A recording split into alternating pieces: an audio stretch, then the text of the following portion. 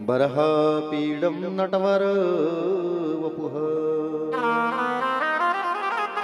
कर्णयो कर्णिकारम्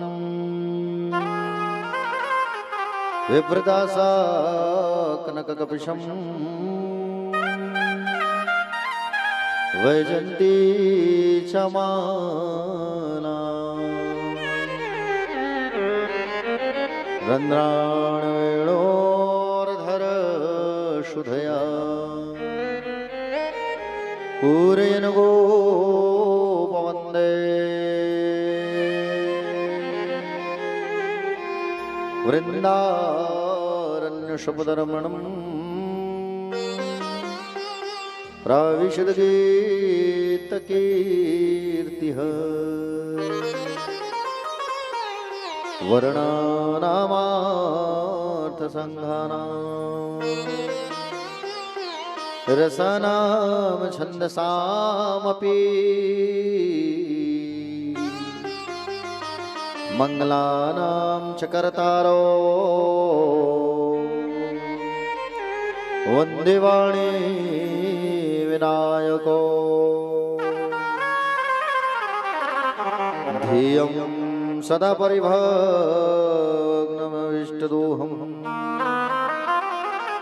तीर्थास्पदं शिवविरञ्जनोत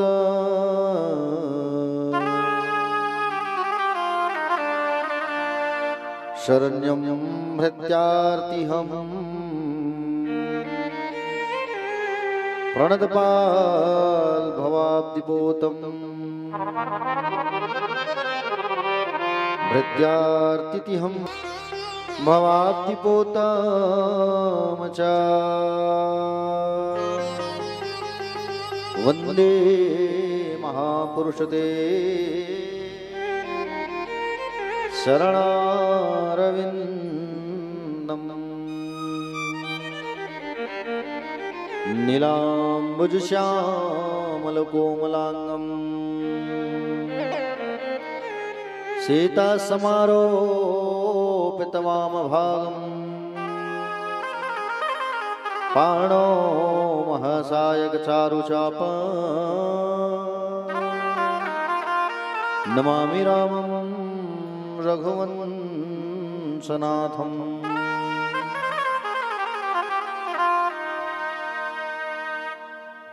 मनोजवं मारुततुल्यवेगं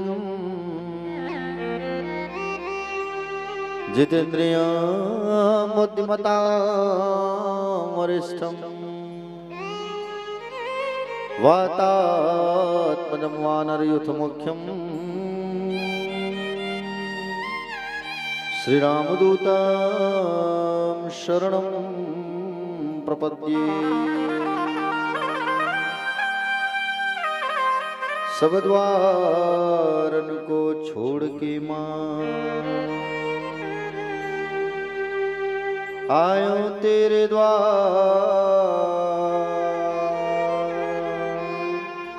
हे वृषभानु की लाडली अब मेरी ओर निहार।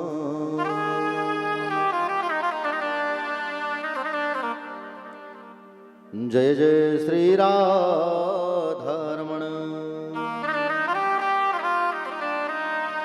जय जय नवल किशोर,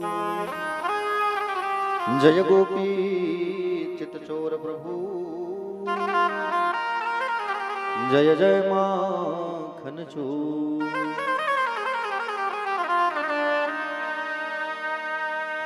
बोले श्रीमद् भागवत महापुराण की जय। आइए भगवान की बड़ी प्यारी स्तुति जिसे रसपान करते हैं और सब लोग मिलकर के गाते हैं। श्री गोविंद दामोदर स्तोत्रम, बड़ी प्यारी स्तुति है।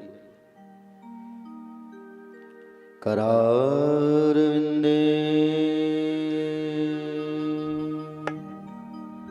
पादारविंदे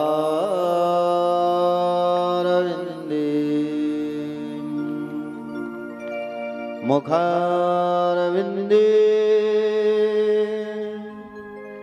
विनिवेशयन्तं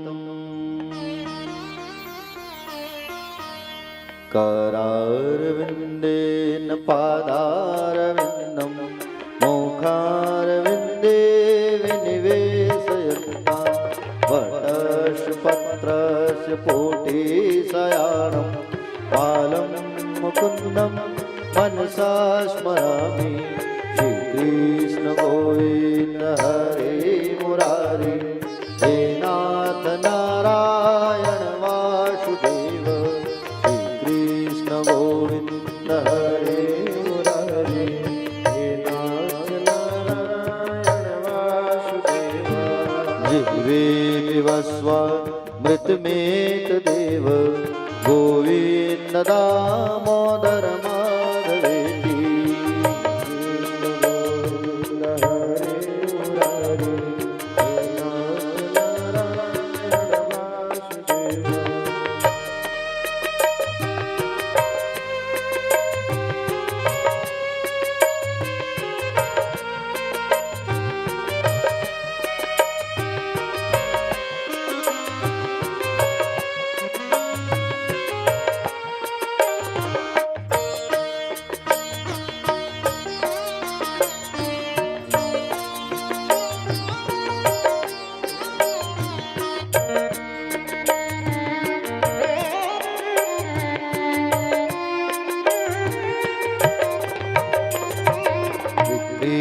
कामाखिल गोप कन्या मोरारि पादार्पित चेतवृत्ति दध्यादिकं मोहवशादवोचत् गोविन्द दामोदर माधवेति गृहे गृहे गोपवधूकदम्बा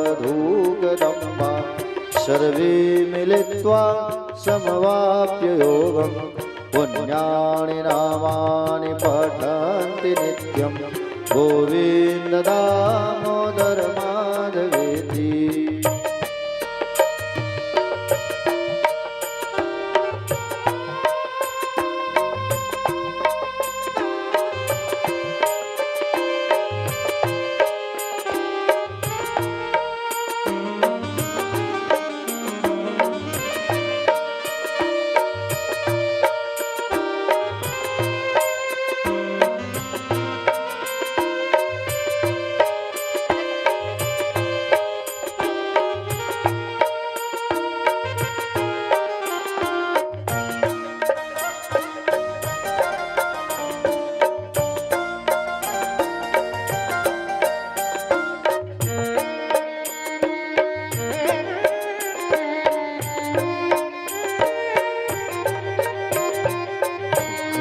शयाना निलये निजेति नामानि विष्णो प्रवदन्ति मतर्या ते निश्चितं तन्मयत मां व्रजन्ति गोविन्द दामोदर माधवेति जिह्वे दैवं भज सुन्दराणि नामानि कृष्णस्य मनोहराणि समस्तभक्ताति विनाशनानि गोविन्द दामोदर माधवेति सुखावसाने इदमेव सारं दुःखावसाने इदमेव गेयं देहावसाने इदमेव जाप्यं गोविन्द दामोदर माधवेति वीरशक्ति मधुरप्रियत्वं सत्यं हितं त्वां परमं वदामि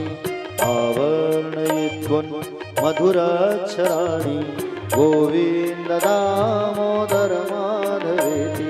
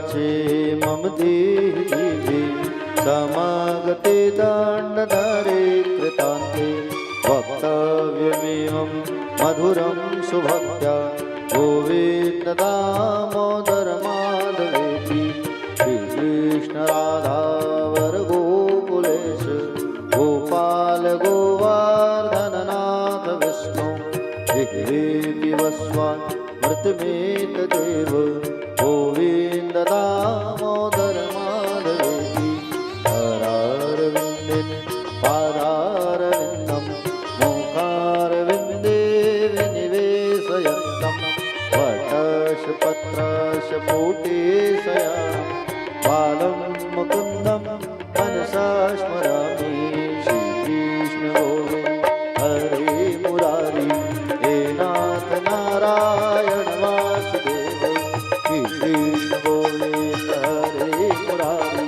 हे नाथ नारायण वासुदेव श्रीकृष्ण गोविन्द हरे मुरारी हे नाथ नारायण वासुदेव हे नाथ नारायण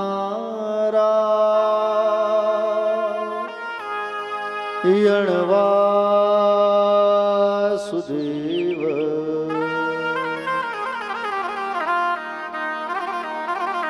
बोले गोविंद भगवान की जय। श्रीमद् भागवत महापुराण की जय। व्यास जी भगवान की जय। श्री सुखदेव जी भगवान की जय। परीक्षित जी महाराज की जय। पूज्य अपने अपने माता पिता की जय। पूज्य अपने अपने गुरु गोविंद भगवान की जय। वीर हनुमंत लला की जय। सीताराम जी भगवान की कथा पंडाल में विराजमान सभी भक्तजन, आदरणीय जन, सम्मानीय जन, करुणामयी वात्सल्यमयी दयामयी माताएं, अनुसुईया स्वरूपा, सीता स्वरूपा, शक्ति स्वरूपा माताएं और वसुदेव स्वरूप पितृतुल्य गणमान्य जन, आप सभी के व्यास मंच से हार्दिक हार्दिक वंदन है, स्वागत है, अभिनंदन है। आप सभी को सादर सीताराम है, जय श्री कृष्ण है, जय श्री राधे, और आप सबको सादर प्रणाम है। आइए प्यारे भक्तजन, कथा में प्रवेश करने के पहले 2 मिनट भगवान का नाम उच्चारण करते हैं। और आज आप सबको हनुमान जयंती की ढेर सारी शुभकामनाएं, ठीक है? आइए। दुनिया चले न श्री राम के बिना, राम जी चले न हनुमान के बिना। दुनिया चले न श्री राम के बिना, राम जी चले न हनुमान के बिना। दुनिया चले न श्री राम के बिना, राम जी चले न हनुमान के बिना। दुनिया चले न श्री राम के बिना, राम जी चले न हनुमान के बिना। दुनिया चले न श्री राम के बिना, राम जी चले न हनुमान के बिना।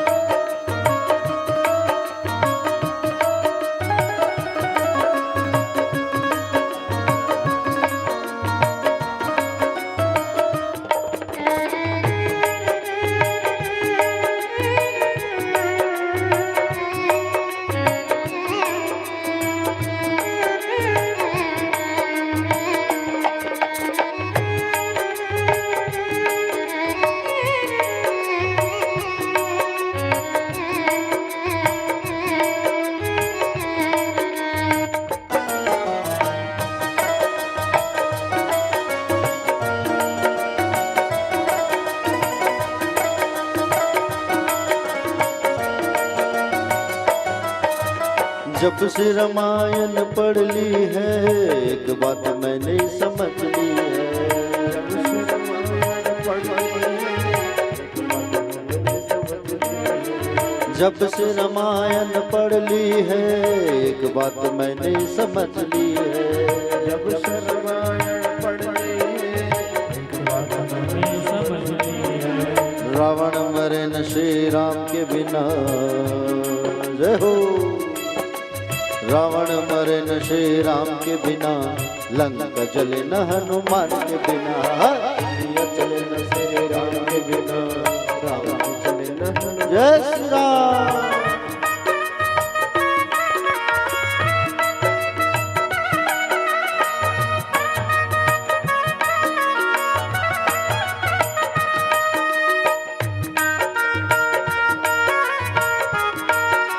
जय हो।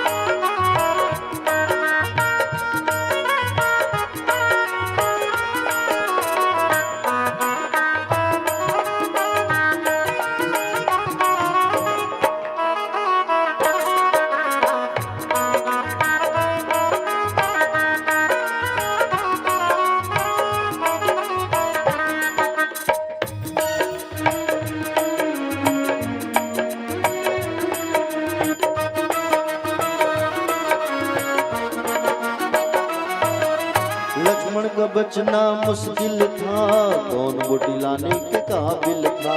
लक्ष्मण का बचना लक्ष्मण का बचना मुश्किल था, कौन बूटी लाने के काबिल था। लक्ष्मण का बचना मुश्किल था, कौन बूटी लाने के काबिल था। लक्ष्मण बचे न श्री राम के बिना, जय हो। लक्ष्मण बचे न श्री राम के बिना, बूटी मिले न हनुमान के बिना। दुनिया चले न श्री राम के बिना, राम जी चले न हनुमान के बिना। दुनिया चले न श्री राम के बिना, राम जी चले न हनुमान के बिना। जय हो।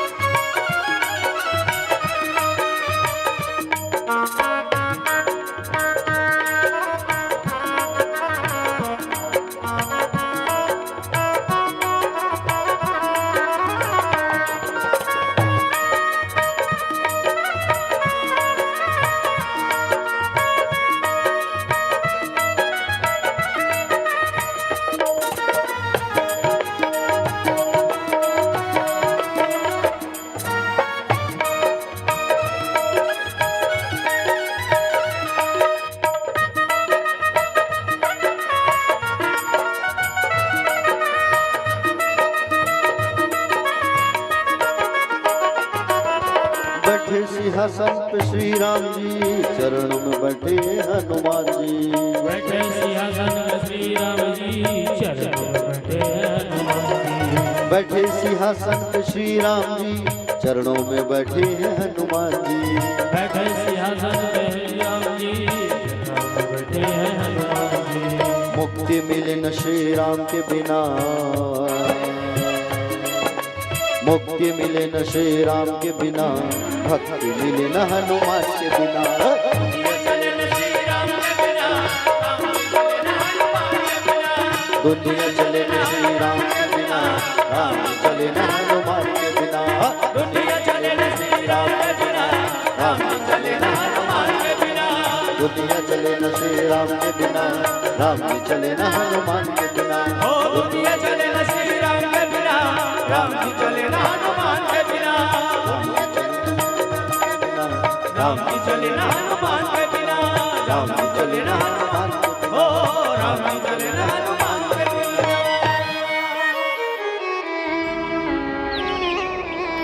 दुनिया चले न श्री राम के बिना, राम जी चले न हनुमान के बिना।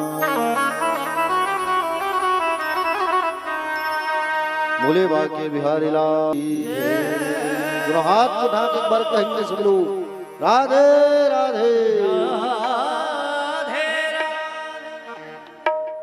प्यारे भक्तजन, कल रुक्मणी मैया की सुंदर विवाह हुई थी और विवाह करके सुंदर ठाकुर जी भगवान जो है सुंदर द्वारिका नगरी लेकर के पधारे। आप लोगों ने कथा रसपान किया। विवाह जो है भगवान का बड़े धूमधाम से हुआ है और विवाह जो है द्वारकाधीश जी का बड़े ही धूमधाम से जब कल संपन्न हुआ और मैया जो है विदा होकर के घर आई। प्यारे भक्तजन,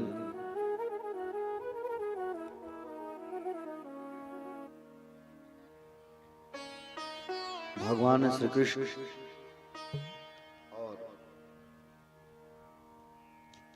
रुक्मणी मैया सुंदर द्वारिका पर रहने लगे। मां रुक्मणी जी ने पहले पुत्र को जन्म दिया जिसका नाम था प्रद्युम्न। और प्रद्युम्न किसे कहते हैं? जिनके जीवन में सुंदर कर्म का प्रकाश है, जो कर्म अच्छा करता है, कर्म का प्रकाश दैदीप्यमान होता है जिनके जीवन में, वो होता है प्रद्युम्न। प्यारे भक्तजन, प्रद्युम्न का जब जन्म हुआ तो अस्पताल से ही एक राक्षस उठा के ले गया। जन्म हुआ तो चोरी कर दिया। क्यों चोरी किया? क्योंकि उसी बच्चे के हाथ में उसकी मृत्यु लिखाई थी, उसकी मौत थी। इसलिए वो राक्षस जो है उस बालक की चोरी करके वहां से ले गया और ले जा करके समुद्र में फेंक दिया। कहाँ फेंक दिया? समुद्र में। और समुद्र में जब फेंका तो उस बालक को, भगवान श्री कृष्ण के बेटे को, एक मछली जो है अंदर निगल लेती है। और मछली जो है जब अंदर निकलती है, प्यारे भक्तजन, एक बड़ा मछुआरा आया और बड़ा मछुआरा आया और वो आकर के जैसे ही जाल डालता है ना तो वही बड़ी वाली मछली फंस गई। अब बड़ी मछली जब पकड़ी जाती है तो बड़ी मछली जो है, प्यारे भक्तजन, बड़ी मछली जैसे ही फंसी तो बड़ी मछली जो है उसको ला करके अभी इसने काटा। अब जैसे इसने काटा तो छोटा बालक निकला और वो मछुआरा जो है उस मछली को ला के राजा को सौंप दिए थे। बड़ी मछली पकड़ी गई करके, और वो मछली को दे दिया किसको? खाना बनाने वाली विद्यावती को। ये विद्यावती कौन है? कामदेव की पत्नी रति। और प्रद्युम्न कौन है? कामदेव ही है। क्योंकि भगवान शंकर ने जब तीसरा नेत्र से उसको भस्म किया था कामदेव को, तब उसकी पत्नी रति दौड़े दौड़े आकर के कही थी कि बोले प्रभु मेरे उद्धार कैसे होगा मेरे स्वामी का, कब मिलेंगे मुझे? तब कहे थे कि तेरे पति का मिलन तुझसे होगा द्वापर युग में, भगवान श्री कृष्ण का बेटा बन के आएगा कामदेव। तो विद्यावती को दिया गया मछली को, और मछली काटी, वो बच्चा जीवित निकला। उस बच्चे का लालन पालन करने लगी चुपचाप वो विद्यावती, राजा को पता नहीं चला। और सुंदर उसका जब लालन पालन करने लगी, प्यारे भक्तजन, और लालन पालन जैसे ही करने लगी, जैसे जैसे बड़ी होते गया वो पालन करने लगी। एक दिन नारद जी आकर के बताया, क्या बताया नारद जी? नारद जी आकर के बताया कि बोले देवी, जिस बालक का तुम लालन पालन कर रही हो तुम्हारा पति कामदेव है। अब माँ की दृष्टि से देखती थी वो, बच्चे की दृष्टि से। और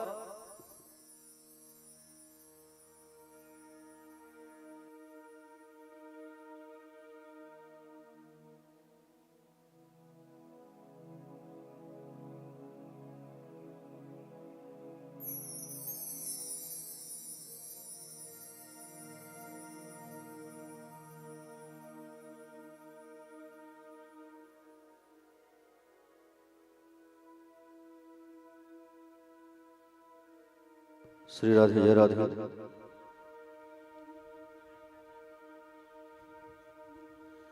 तो प्यारे भक्तजन, अब विद्यावती जो है उस बालक का लालन पालन जब करने लगी ना, तो लालन पालन जब करने लगी उस बालक का, और बालक जब बड़े हुआ तब बताया कि आप मेरे पति हो कामदेव। बताइए, ऐसा लीला होता है। कामदेव जो है उस दैत्य को, उस राक्षस को, सम्रासुर को मारे हैं, और सम्रासुर को मार करके, सम्रासुर को मारे हैं और मार करके अपने पिता के घर वापस लौट गया। प्यारे भक्तजन, आइए आगे कथा में बढ़ते हैं। देखिए, भगवान का जो दूसरा विवाह हुआ है वो भालू की बेटी जामवंत की बेटी जामवंती से हुआ है। समझ रहे हैं ना प्यारे भक्तजन। एक बार की बात है, द्वारिका में एक राजा आया था, द्वारिका में भगवान की नगरी में, जिसका नाम था सत्राजित यादव। और सत्राजित नाम का एक राजा जो आया था, उसका एक भाई भी था, प्रसेन नाम था। अब ये राजा जो है भगवान सूर्य का उपासक था, सूर्य नारायण की पूजा करता था। सूर्य नारायण ने प्रसन्न होकर के एक मणि दिया था, मणि, सत्राजित को। उस मणि की खासियत थी कि उस मणि से रोज सोना निकलता था। 8 घंटा उस मणि की पूजा करने से उससे सोना निकलता था, मणि से, जिस मणि का नाम था स्यमंतक मणि। क्या नाम था? स्यमंतक मणि नाम था उस मणि का। 8 भार सोना निकलता था 8 घंटा पूजा करने से। 8 भार मतलब 2 क्विंटल, लगभग 2 क्विंटल सोना। प्यारे भक्तजन, एक दिन भगवान की सभा में राजा पहुंचा, सुधर्मा सभा। भगवान की सभा का नाम था सुधर्मा, केवल धर्म की चर्चा होती थी। अब उस सुधर्मा सभा पर राजा पधारे, भगवान द्वारकाधीश को मालूम चला कि बोले इसके पास मणि है, तो मणि है इसके पास, तो भगवान ने मांगा मणि को। बोले मणि मुझे दे दो, मैं अपने प्रजा में लगाऊंगा इसको, जो सोना निकलेगा, प्रजा को प्रसन्न करने के लिए उनका ख्याल रखूंगा, ये नहीं दूंगा, बोल दिया। कुछ दिन बाद इसी सत्राजित यादव राजा का जो भाई है प्रसेन, ये प्रसेन जो है एक बार अपने बड़े भैया को कहा, बड़े भैया बोले आप जो है मुझे ये मणि को दे दो, मैं इस मणि को लेकर के जाना चाहता हूँ। बोले कहाँ? बोले मैं इस मणि को लेकर के जाना चाहता हूँ शिकार करने के लिए, जंगल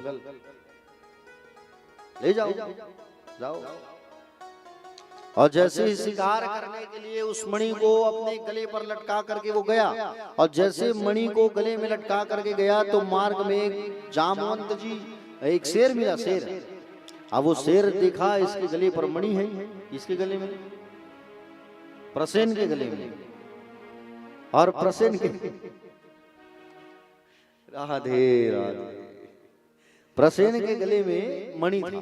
जंगल गया था शिकार करने, शेर ने देखा, शेर उसके ऊपर अटैक किया, शेर उसको मारे और मार करके मणि को छीन करके जा रहा था। जंगल, जंगल का राजा शेर। मार्ग में जामवंत जी ने देखा, जामवंत जी ने देखा कि ये शेर जो है मणि पकड़ा हुआ है, और ये मणि जो है स्यमंतक मणि है, और ये स्यमंतक मणि तो सोना निकलता है, इससे शेर पकड़ा है। शेर के साथ में वही जामवंत जी युद्ध किए, और युद्ध करके उस शेर को मार करके मणि को छीन करके ले आए, और ला करके अपनी बेटी को दे दिए। बेटी का नाम था जामवंती। बेटी को ला करके दिए, इस मणि के साथ खेलना बेटा, पकड़ो तुम। अब वो भालू की बेटी जो है उस मणि के साथ खेलने लगी, मणि के साथ में खेलने लगी। अब इधर मालूम चला सत्राजित यादव को कि मेरा छोटा भाई मर गया जंगल में, और मणि भी गायब। तो इसको क्या डाउट हुआ कि कहीं न कहीं मेरे भाई को मारने वाला द्वारिकाधीश है, क्योंकि मणि को उसी ने मांगा था, और द्वारिकाधीश ही मणि की चोरी किए, हम मेरे भाई को मारे हैं, चोर है वो। अपनी पत्नी को बताया, द्वारकाधीश ने मणि चुरा लिया है, लेकिन ये बात आप किसी से मत कहना, तुम किसी से कहना मत, ये बात जो मैं तुमको बताया हूँ, ढेर मत पीटना। अब वो गई पानी भरने के लिए, अब वो पानी भरने के लिए जब गई तब पड़ोसी जो है पानी भर रही थी, उसको बताई बहन ऐसा सा बात हो गया है, हमारे देवर को द्वारकाधीश कृष्णचंद्र जी मार डाले, हम मणि चुरा लिए, लेकिन तुम किसी को कहना मत, समझ रही हूँ। अब वो दूसरे को बताई और उसको भी कहती तुम किसी से कहना मत। अब वो पांचवे को बताई तुम किसी से कहना मत। ये तुम किसी से कहना मत, तुम किसी से कहना मत, तुम किसी से कहना मत के चक्कर में पूरा द्वारिका में बात फैल गया। अभी बात भगवान तक पहुंच गया। भगवान जो है गर्गाचार्य मुनि के पास आए, आकर के कहे बोले गुरुदेव देखो हमारे नाम के पीछे चोरी की बदनामी लगी हुई है, लोग भगवान को नहीं छोड़े और हम लोग तो इंसान हैं, इंसान लोग हम लोग को भी नहीं छोड़ते है कि नहीं। भगवान को चोर बना दिए, बताओ। भगवान के पास, भगवान जो है गर्गाचार्य जी के पास, गर्गाचार्य जी के पास जा करके बोले, तब गर्गाचार्य जी ने कहा आप भादो मास की बोले भादो मास में आपने चंद्रमा को देखा है, भादो के दिन, भादो महीने में चतुर्थी के जो चंद्रमा होता है उसे नहीं देखना चाहिए, कलंक लगता है, और आपने चतुर्थी के चंद्रमा को देखा है, चतुर्थी के चांद को, इसलिए जीवन में कलंक लग गया है। भगवान श्री कृष्णचंद्र जो है गांव के 4-5 व्यक्तियों को पकड़ करके जंगल गए और जंगल जाकर के ढूंढने लगे कहाँ इसका भाई। मार्ग में देखे कि उसका भाई का लाश पड़ा है, शरीर में शेर के पंजे का निशान है, शेर मरा पड़ा, शेर को किसने मारा, भालू पंजा का निशान है।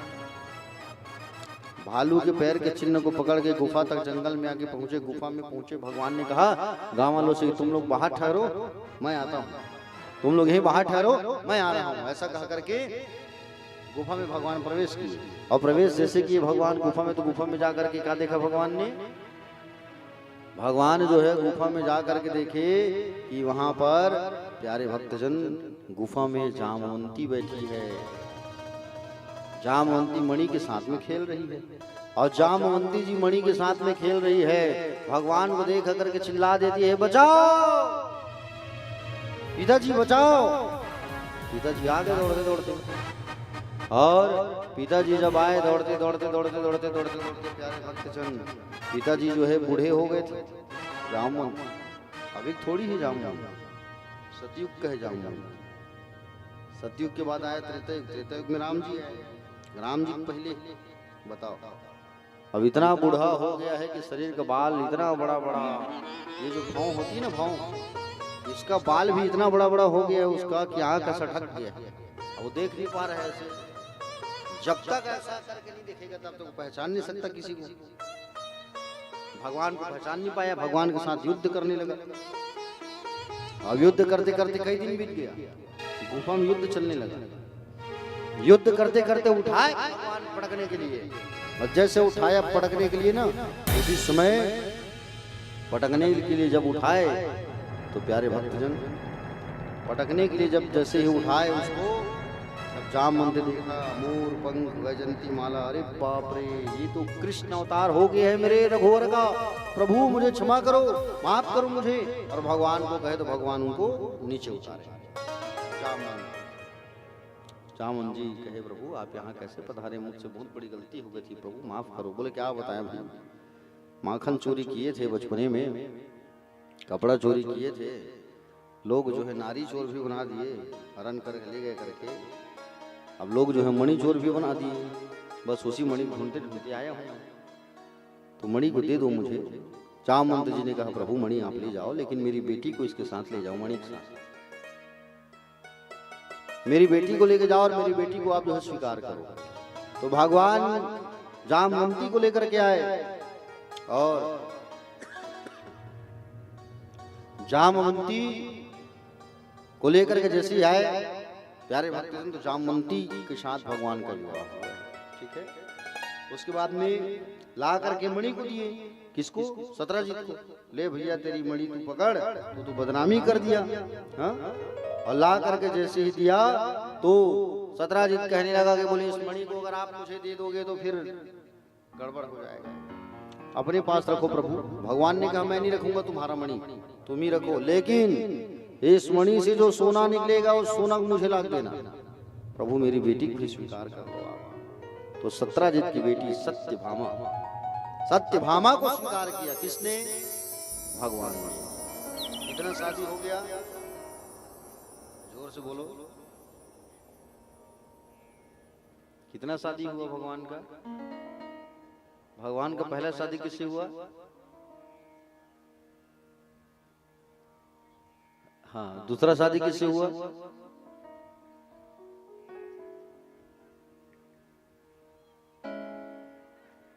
जामवंती से। तीसरा सत्यभामा से। प्यारे भक्तजन,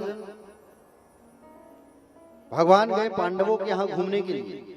अब पीछे से अक्रूर जी ने सुधनवा नाम के व्यक्ति को भड़का दिया, समझ रहे हैं ना? और राजा सत्रजित को मारकर मणि ले ली सुधनवा ने। पिता की मृत्यु का समाचार सुनकर रोती हुई सत्यभामा जो है हस्तिनापुर चली गई। मेरे पिता की मृत्यु हो गई। जाकर भगवान श्री कृष्ण से बोली, आप यहाँ चौपड़ खेल रहे हैं, उधर मेरे पिता की मृत्यु हो गई, सुधनवा ने मार दिया, मणि ले लिए। ससुर की मृत्यु के समाचार सुनकर मेरे गोविंद जो है सत्यभामा को गले लगाकर इतने रोए, मुझे बहुत कष्ट है देवी मेरे ससुर के मरने की करके। भगवान रो रहे हैं, मेरे ससुर मर गए करके। भाई धर्म के पिता है। सुखदेव जी कहते हैं इतने जोर से रोए मेरे गोविंद, इतना जोर से रोए कि राजा ने पूछा काहे के रोए भगवान, क्यों रो रहे हो भगवान आप? तो बोले पत्नी के पिता के मर जाने से सत्यभामा जी बुरा मान जाएगी, अगर नहीं रोऊंगा इसलिए रो रहा हूँ। भगवान बड़े नाटक भी करते हैं कई बार, और नाटक करने में भगवान जो है सबसे आगे भी है। नाटक करने के लिए सबसे आगे भी है भगवान जो है। ऐसा लगा सत्यभामा को ऐसा लगा कि भगवान मेरे से ज्यादा दुखी है मेरे पति जो है। थोड़ी जाना थे भगवान एक टिक करके रोवत की। सत्यभामा सोचने लगी कि भगवान को मेरे से ज्यादा दुखी है।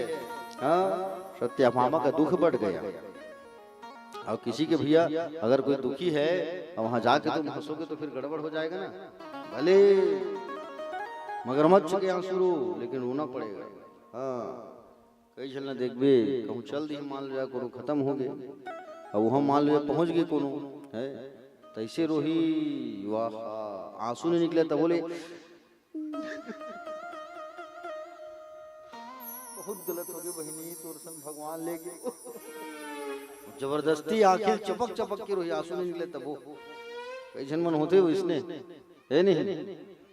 वाह हरे आदमी हो, वाह हरे विधाता हो, होते हो इसने अक्सर वो जबरदस्ती। प्यारे भक्तजन, तो भगवान भी आज ऐसे एक्टिंग के जबरदस्ती रोने का। भाई पत्नी की पिताजी खत्म हुए हैं, ससुर जी तो भी और जबरदस्ती रोना तो पड़ेगा, दिखावे वाला। और लेकिन सुधनवा को मारने के बाद भी भगवान को मणि नहीं मिला।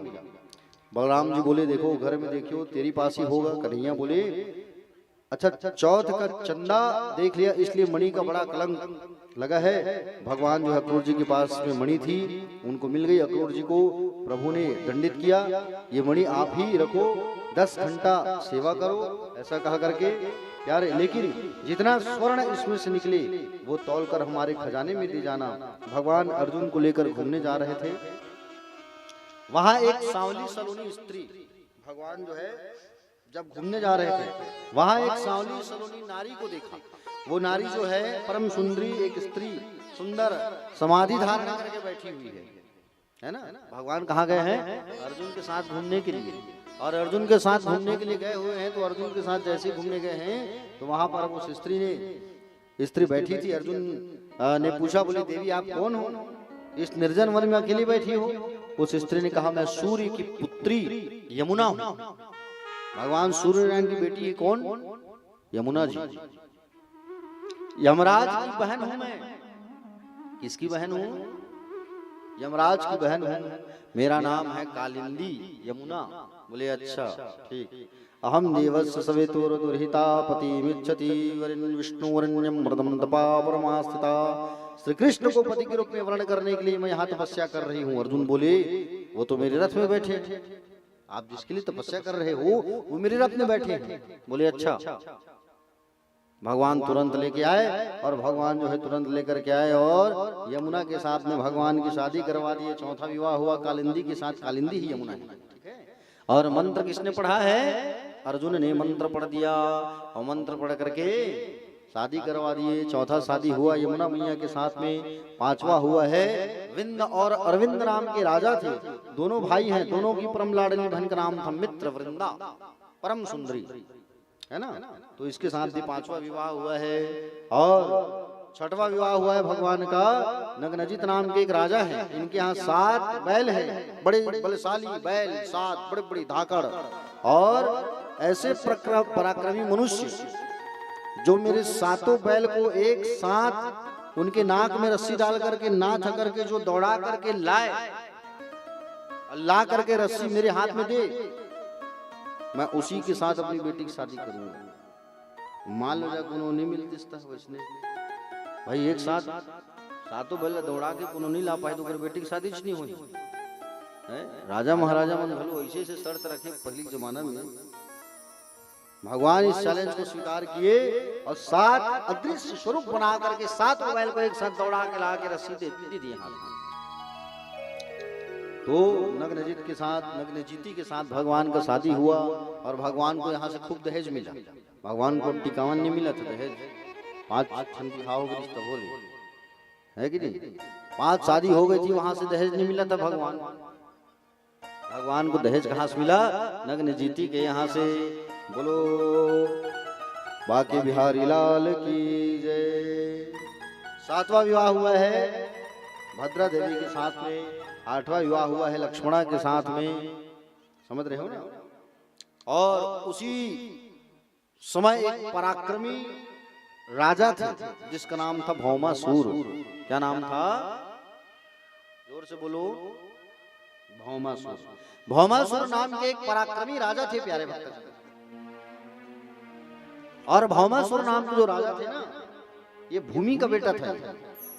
भगवान जब वाराह का अवतार धारण की थी, शुकर का अवतार पृथ्वी को लेकर के आए थे, तो पृथ्वी हिल रही थी, गर्भवती हुई, बताया था मैं।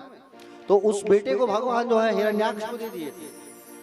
हिरण्याक्ष पुत्र मांगने आया था तो हिरण्याक्ष पालन पोषण किया था उस बेटे का, भौमासुर। वही भौमासुर जो है इंद्र का क्या चोरी किया है? छत्र कमंडल, अदिति मैया का कुंडल चोरी किया है। और बड़ा सूरवीर है ये भौमासुर नाम का राक्षस। भौमासुर समझ रहे हो ना? क्या नाम है? जोर से बोलो। जिसे नरकासुर भी कहा जाता है। क्या कहते हैं? नरकासुर। ये नरकासुर जो है प्यारे भक्तजन, नरकासुर नाम का जो राक्षस है, भौमासुर जिसे कहते हैं, ये भौमासुर नाम का राक्षस जो है, जहां नई नई कन्याओं का विवाह होता था वहां ना, तो नई नई कन्याओं की जब कर देते थे। इंद्र का छत्र चोरी किया है और अदिति का कमंडल को चोरी किया है इसने। अदिति के कमंडल को चोरी किया है इसने।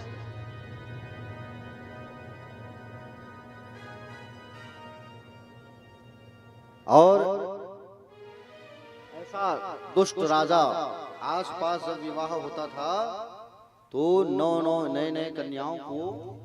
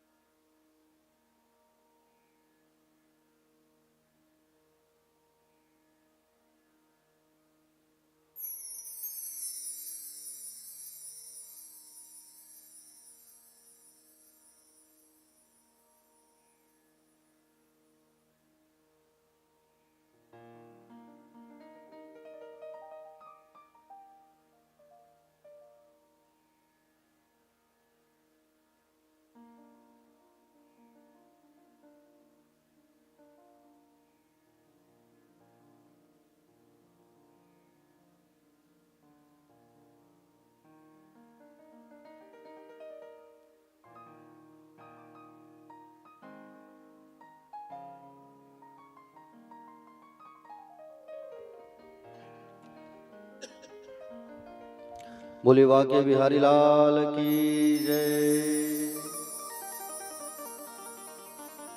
तो ये भौमासुर नाम का जो राक्षस था वो क्या चोरी किया है? बोलिए, अभी बताया ना मैं।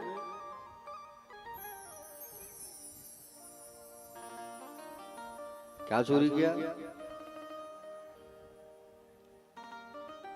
क्या नाम है माता जी आपका? आपका क्या नाम है? हाँ, आपका ही पूछ रहा हूँ जी, उसका नहीं। तनीषा। तनीषा बेटी अभी परेशान हो गई यार। नहीं, गुरुजी रही रही मुझे पूछा देगा इसे के। प्यारे भक्तजन, ये भौमासुर जो है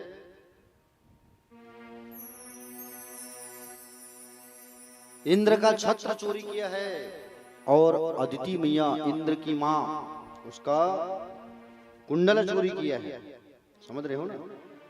और ये 16,100 कन्याओं को बंदी बना करके रखा हुआ है। अब 16,100 कन्याओं को कैसे बंदी बना लिया? 16,100 कन्याओं को बंदी ऐसे बना लिया कि आसपास कन्याओं की जब शादी होती थी और वो विदा होकर जब जाती थी ना, डोली निकलता था, वो बीच रास्ते से चुपचाप गायब कर लेता था, किसी को पता नहीं चलता था। उसका संकल्प था कि मैं 20,000 कन्याओं से शादी करूंगा, 20,000 कन्याओं से, और 20,000 कन्याओं से मैं विवाह करूंगा, ये उसका संकल्प था। प्यारे भक्तजन, 20,000 पत्नियों से शादी करूंगा, कन्याओं से। बताइए, यहाँ तो एक ही पत्नी हैंडल नहीं होती है, 20,000 को कैसे हैंडल करेगा? है कि नहीं? गलत बोल रहा हूँ? प्यारे भक्तजन, इसका एक सेनापति था जिसका नाम था मुर, जिसके 5 मुंडी था। सेनापति भगवान गए सत्यभामा को साथ लेकर के, और सत्यभामा को साथ लेकर के इसलिए गए क्योंकि सत्यभामा भूमि है, और सत्यभामा को साथ लेकर के गए। और ये सत्यभामा जो है साथ में गए हुए थे। पहले मूर नाम के राक्षस को भगवान ने मारा, तो भगवान का नाम पड़ा मुरारी। क्या नाम पड़ा? मुरारी नाम पड़ा भगवान का, और मुरारी नाम पड़ा भगवान का। और भगवान जो है प्यारे उस भौमासुर नाम के राक्षस को मारने गए थे, तो भगवान को ही उल्टा बाण मारने लगा। अब भगवान श्री कृष्ण को जब बाण लगा तो मैया को तकलीफ हुआ। मैया ने कहा, प्रभु आप मारो, आपको बाण लग रहे हैं। भगवान कहे, मैं ये तो चाहता था कि तुम कब कहो कि मारो, उसका बेटा था, है कि नहीं? हालांकि वो नहीं जानती थी, लेकिन उसका बेटा था, जब तक उसका परमिशन न हो भगवान मार नहीं सकते थे। भगवान से जब कहा कि मारो, तब भगवान ने मारा प्यारे। और भौमासुर नाम के राक्षस को मार करके भगवान जो है 16,100 कन्याओं को बंदी गृह से मुक्त कराए। सारे कन्याओं ने कहा कि बोले प्रभु हम कहाँ जाएं, किनकी शरण में जाएं, आप हमें स्वीकार करो। तब भगवान ने इनको स्वीकार किया। 16,100 कन्याओं को भगवान ने अंगीकृत किया। अब कितनी पत्नी हो गई भगवान की? हाँ, 16,108। बहुत होशियार होगा।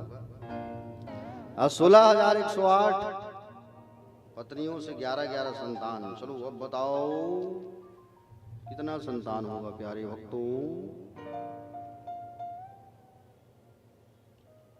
हाँ चलो कैलकुलेशन करो, मने मने मोबाइल छू 16,108 गुना 11 करो न जी, कद का हुई?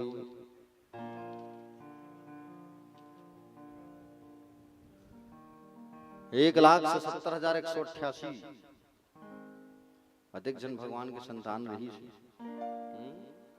अब ओखरो मन के 11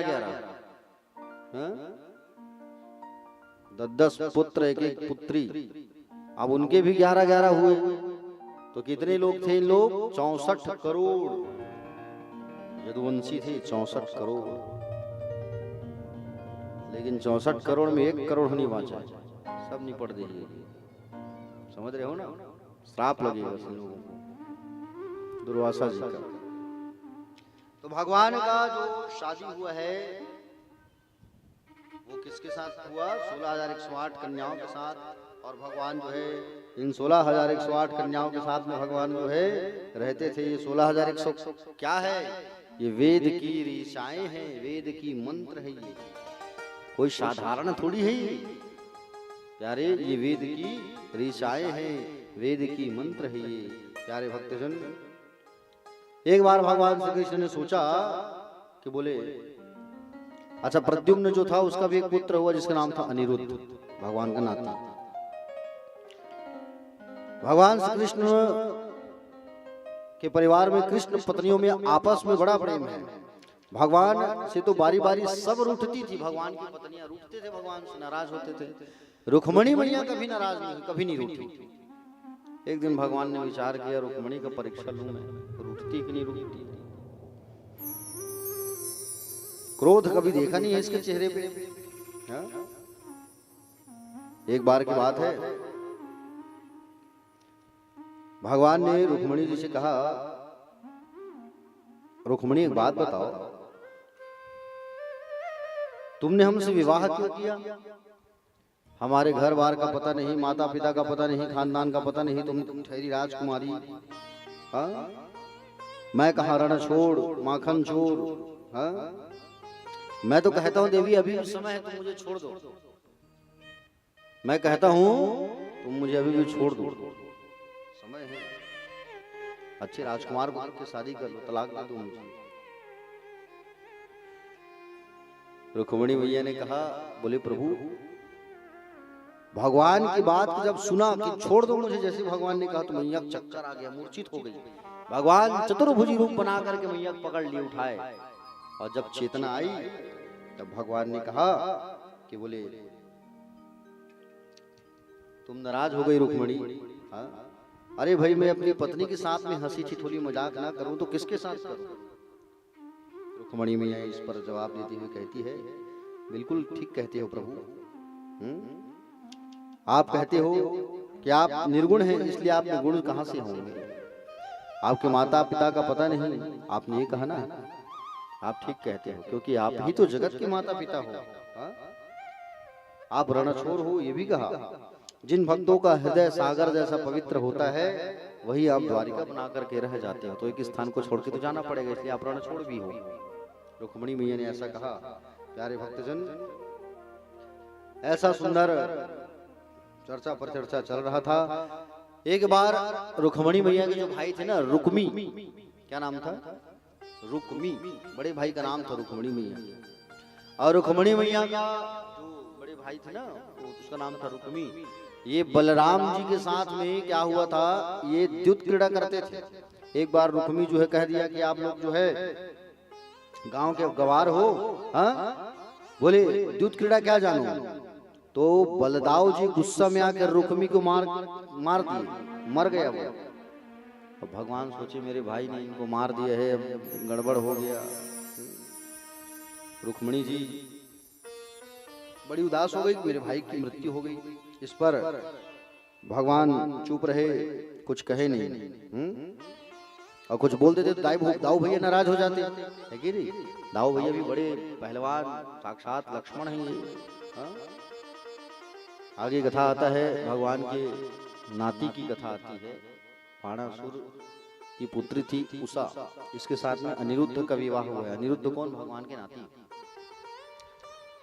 बाणासुर जो है इसकी 1000 भुजाएं थी बाणासुर की। भगवान शिव का परम प्रिय भक्त था ये, भगवान भोलेनाथ का परम लाडला भक्त था ये। भगवान ने इनको ये कहा था कि मैं तुम्हारी हमेशा रक्षा करूंगा, ये भगवान शंकर ने प्रतिज्ञा किया था। और बाणासुर की बेटी उषा, इसकी सहेली थी चित्रलेखा। उषा की सहेली चित्रलेखा के पास एक तो शक्ति था कि वो चित्र बना के किसी भी, अगर आप कहे कि बोले जैसे कोई चोर और चोरी करता है तो वो डायग्राम बनाते हैं ना, स्केच वाले लोग, स्केच बना बना दिखाते हैं, देखे हो नहीं? सुने हो, कम से कम सुने तो हो आप लोग। क्राइम ब्रांच वाले लोग जो है स्केच बनवाते हैं, उसी तरीके से ये चित्रलेखा जो है स्केच बनाती थी सबका। ये स्केच का जो जब अभी चलन चल रहा है, अभी थोड़ी है, कब से चल रहे हैं। तो विचार किया कि बोले सपने में अनिरुद्ध को देखती है उषा जो है, सहेली से कही कि मैं सपने में आज भगवान श्री कृष्ण के नाती को देखी हूँ, उसका फोटो बना के दिखाओ। फोटो बनाई तभी बलराम जी फोटो बन गया, अरे ये नहीं है। फिर फोटो बनाई तो मोर पंख वाले कृष्ण जी का फोटो बन गया, बोले ये नहीं। फिर फोटो बनाई तो प्रद्युम्न का बन गया, बोले ये भी नहीं। फिर फोटो बनाई, जब बताते गई बोले हाँ ये है, ये मुझे ला के दो तुम दो। तो चित्रलेखा के पास शक्ति थी। चित्रलेखा जो है रातों रात चली गई कहाँ, द्वारिकाधीश के पास, द्वारिकापुरी, अनिरुद्ध को लाने के लिए भगवान श्री कृष्ण के नाती को। अब वहां तो वो खुद शक्ति नहीं, सुदर्शन जो है चारों ओर से 24 घंटे परिक्रमा करता है। सुदर्शन चक्र जो है द्वारिका में, एक ठो परिंदा नहीं घुस सकता। अब वो परिक्रमा कर रहा है, वो घुसे तो घुसे कैसे, बड़ा गंभीर समस्या है। तब विचार किया कि मैं नारद जी को बुलाऊं, और नारद जी आएंगे तो नारद जी जो है उनसे बातचीत करने लगेंगे, उतने में अपना काम कर लूंगी। नारद जी आए और नारद जी आकर के सुदर्शन से बात करने लगे। ये सुदर्शन भगवान श्री कृष्ण के जरूर हैं, लेकिन दिया किसने है, भगवान विष्णु ने, भगवान शिव ने। हजार हजार कमल का फूल चढ़ा चढ़ा के शिवलिंग में पूजा करते थे भगवान नारायण। एक बार विचार किया भगवान शंकर ने कि बोले विष्णु मेरा भक्त है, बोले परीक्षा लूं। परीक्षा लेने के लिए 2 कमल के पुष्पों को भगवान ने चोरी कर लिया। शंकर जी ने शिवलिंग से कमल के फूल को गायब कर दिया। नारायण भगवान ने कहा कि बोले कमल का फूल गायब है, मैं अपने नेत्रों को चढ़ा दूंगा। भगवान शंकर में ऐसा विचार किया और निकालने ही वाले थे अपनी आंखों को। बताओ, भगवान बाबा प्रकट होकर के कहे कि बोले प्रभु मैं आपकी परीक्षा ले रहा था, ये दोनों कमल का फूल मेरे पास है। प्रसन्न होकर के भगवान महादेव भोलेनाथ जी ने अपने अमोघ त्रिशूल को, अपने अमोघ चक्र को, सुदर्शन को नारायण को प्रदान किया। समझ रहे हो ना? तो सुदर्शन से बात करने लगे नारद जी, और नारद जी जब बातचीत करने लगे उतने में चित्रलेखा अंदर गई। अनिरुद्ध सोया है, गद्दे सहित लपेट करके उठा के सोनितपुर ले आई, बाणासुर के यहाँ उषा के कमरे में ला के रख दी और कहे कि बोले लो ला दी, मैं मेरा काम बना, मैं चलती हूँ। सुबह अनिरुद्ध सो के उठा तो देखा रे मैं कहाँ गया। उषा ने बताया कि बोले मैं आपको मंगवाई हूँ, मैं आपसे अत्यधिक प्रेम करती हूँ, विवाह करना चाहती हूँ, इसलिए आपको यहाँ बुलाई हूँ। वो तो सब ठीक है, लेकिन हमारे पिता की आज्ञा के बिना हम ये सब कर सकते नहीं। अब बातचीत करने लगे तो बाणासुर के सिपाही सुन लिए, जाग बाणासुर को बताया। बाणासुर आया और नाग पास में बांध के रख दिया इसको। अब उधर द्वारिका में किसी को पता नहीं है कि अनिरुद्ध गायब है करके। नारद जी आके पूछे, बोले प्रभु आपका नाती कहाँ है, आपका नाती कहाँ है, आप बताइए। पूछा गया नाती का है अनिरुद्ध, तब मालूम चला कि अनिरुद्ध तो गायब है। तब मालूम चला कि बोले अनिरुद्ध हमारा गायब है। कहाँ है? सोनितपुर में बाणासुर कैद करके रखा है, बंदी बना के। भगवान दाऊ जी से कहे अक्षणी सेना तैयार करके युद्ध करने के लिए चले गए अपनी नाती को लाने। उधर से भगवान शंकर, गणेश, कार्तिकेय, वीरभद्र सब आ रहे हैं। अब दोनों सेना, ब्रह्म भगवान श्री कृष्ण और शिव की बीच युद्ध होने वाला है। युद्ध प्रारंभ होने ही वाला था कि उतने में भगवान कन्हैया जो है जम्भरणास्त्र नाम के शस्त्र का प्रयोग करके भगवान शंकर को मोहित कर दिया। अब वो समझ नहीं आया मैं क्या करूं क्या करूं क्या करूं। जैसे भांग का नशा होता है नहीं, नशे में हो गए, मोहित हो गए, जम्हाई आने लगी इनको। उतने में भगवान कन्हैया जो है बाणासुर के 1000 भुजाओं को काटना चालू कर दिया। धड़ धड़ हाथ कटने लगा, 4 भुजा शेष था। तब भगवान शंकर को होश आया, भगवान ने कहा बाणासुर के चरणों में गिरो, ये हमारे आराध्य हैं, पूजनीय हैं। तब बाणासुर चरणों में गिरा और गिर करके कहा कि बोले प्रभु क्षमा कर दो, मुझसे गलती हो गई। तब बात बना, अपने पुत्र को, नाती को छुड़वाए और छुड़वा के फिर उषा से विधिवत विवाह किए। सुंदर और नाती बहू लेके आए भगवान कहाँ? द्वारिका में। समझ रहे हो ना? ऐसा भगवान का सुंदर मंगल विवाह जो है हुआ है। एक बार भगवान अपने पुत्र पौत्रों के साथ में जंगल गए थे, खेल खेलने। चलो बेटा जंगल से घूम के आएंगे, थोड़ा मन बहला के ऐसा। अब गेंद खेलने लगे भगवान के बेटे लोग। अब गेंद खेल रहे थे, गेंद खेलते खेलते में गेंद जो है कहाँ चला गया? कुआं में गिर गया। अब भगवान के बेटे लोग गए उस गेंद को लाने के लिए, तो कुआं में एक बड़ा सा गिरगिट, गिरगिट जानते हो किसको कहते हैं? गिरगिट किसको कहते हैं? कनिष्का बिटिया? अच्छा टेटका, मैंने बताया सुनी। और कुछ नाम नहीं करो, वो टेटका से नाम ले सकते हैं। अच्छा पाछू वाली बताई से ठीक। ये है गिरगिट कहा था तो अपन टेटका कहा था। ठीक है छत्तीसगढ़ी में टेटकच कचे होला। आओ कई बार तुम आदमी घलो कर देते हो एकदम टेटका छेगा खाए पिए नहीं इसी के गौ। वो दिन वो गुपचुप वाले भैया कहा था इसे नहीं है का घूम आड़ा छोके से एकदम टेटका हो गया इसी की गुस्सा हो गया गुपचुप वाले ना। ओ ठीक ठीक ठीक।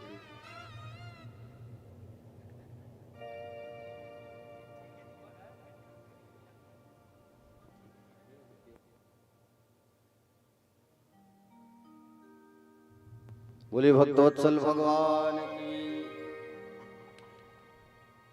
तो गिरगिट बड़ा सा गिरगिट उस कुआं में था। भगवान के नाती पोते लोग जाके बताए, बोले पिताजी दादाजी, बोले बड़ा सा गिरगिट। भगवान आए अपने चरणों को स्पर्श किया उस गिरगिट में, तो वो दिव्य पुरुष बन गया। क्या बन गया? दिव्य पुरुष बन गया। प्यारे भक्तजन, पूछा आप कैसे बन गए गिरगिट? तब कहा कि मेरा नाम राजा नृग था। नृग नाम के राजा थे। इन्होंने क्या किया था? दान की हुई वस्तुओं को फिर से दान कर दिया था। दान किया था गौ माता का, समझ रहे हो ना? असंख्य गायों का इन्होंने दान किया था, असंख्य गाय। तो जिस ब्राह्मण को गौ माता को दान दिए थे, गौ माता को, अब वो गाय जो है भाग करके राजा के यहाँ गई। अब राजा उसी दान की हुई गाय को दूसरे ब्राह्मण को दान कर दिए। अब वो ब्राह्मण देवता देखा उसके पास, अरे गाय कहाँ से आया तुम्हारे पास? राजा ने दिया है। अरे गाय मुझे दान किया था। राजा जो है राजा से लड़ने आ गए। तुम कैसे भाई, जो दान किए थे उस गाय को तुम फिर से यहाँ लेकर के आ गए हो? अब तुमने इस ब्राह्मण को दान कर दिया गौ माता को, कहा करके श्राप दे दिया राजा को कि तू गिरगिट बन जा। समझ रहे हो नहीं? और श्राप मिला, श्राप मिलती हो गिरगिट बन गया राजा जो है। बोलो भक्तवत्सल भगवान की। प्यारे भक्तजन, एक बार की बात है, दाऊ जी भैया जो है गर्मियों की छुट्टी, जैसे भी गर्मी चल रहा है ना, दाऊ जी भैया ने कहा कि बोले कन्हैया आज चलो वृंदावन घूम करके आएंगे। कन्हैया ने कहा बोले हम राजपाट के कार्य में बहुत व्यस्त हैं, आप जाओ। तो दाऊ जी भैया आए वृंदावन घूमने के लिए। और वृंदावन धाम घूमने के लिए आए दाऊ जी भैया जो है, तो अत्यधिक गर्मी लगा दाऊ जी को। यमुना को कहा कि आके हमें स्नान कराओ। यमुना नहीं आई। दाऊ जी भैया क्रोध में आ गए और हल मुसल लेकर के तैयार हो गए और मारे 3 जगह से, तो 3 जगह से यमुना टेढ़ी हो गई। और आज भी 3 जगह से यमुना जो है टेढ़ा बहती है वृंदावन धाम पर। समझ रहे हो ना प्यारे भक्तजन? आगे जब भगवान के विरोधी राजाओं को पता चला कि बलराम जी द्वारिका में नहीं है, वृंदावन गए हैं। देखो एक व्यक्ति जितना आगे बढ़ता है ना, उतने उनके शत्रु भी होते हैं। अब भगवान राजा बन गए हैं द्वारिकाधीश, तो आसपास के राजा लोग इतने चिढ़ते हैं उससे, इतने चिढ़ते हैं। समझ रहे हो ना? एक पौंड्रक नाम के राजा थे। पौंड्रक अपने मित्र काशीराज के बहकावे में आकर एक पत्र लिखा। और पौंड्रक जो है अपने आप को भगवान मानता था। मैं कृष्ण चंद्र होकर के नकली कृष्ण का रूप बनाता था, चक्र वक्र पकड़ के पौंड्रक। और पौंड्रक का दूत चिट्ठी लेकर के आया। उद्धव जी ने चिट्ठी पढ़ी राज्यसभा में। भगवान जोर जोर से हंसने लगे। उद्धव जी ने कहा प्रभु अब आपकी छुट्टी हो गई, आपका पद संभालने के लिए डुप्लीकेट वाले कृष्ण चंद्र आ गए हैं। तो भगवान ने कहा कि बोले ठीक है, अगर वो ही वासुदेव हैं तो ठीक है, उनसे मिलने चलते हैं। और उनसे मिलने जैसे आए तो भगवान ने उस पौंड्रक का उद्धार कर दिया। बोलो गोविंद भगवान की। एक बार भगवान के परम प्रिय भक्त नारद जी ने सोचा कि बोले भगवान जो है इतनी पत्नियों के साथ में रहते हैं, बोले कैसे रहते हैं मैं देखना चाहता हूँ। भगवान की 16,108 पत्नियां।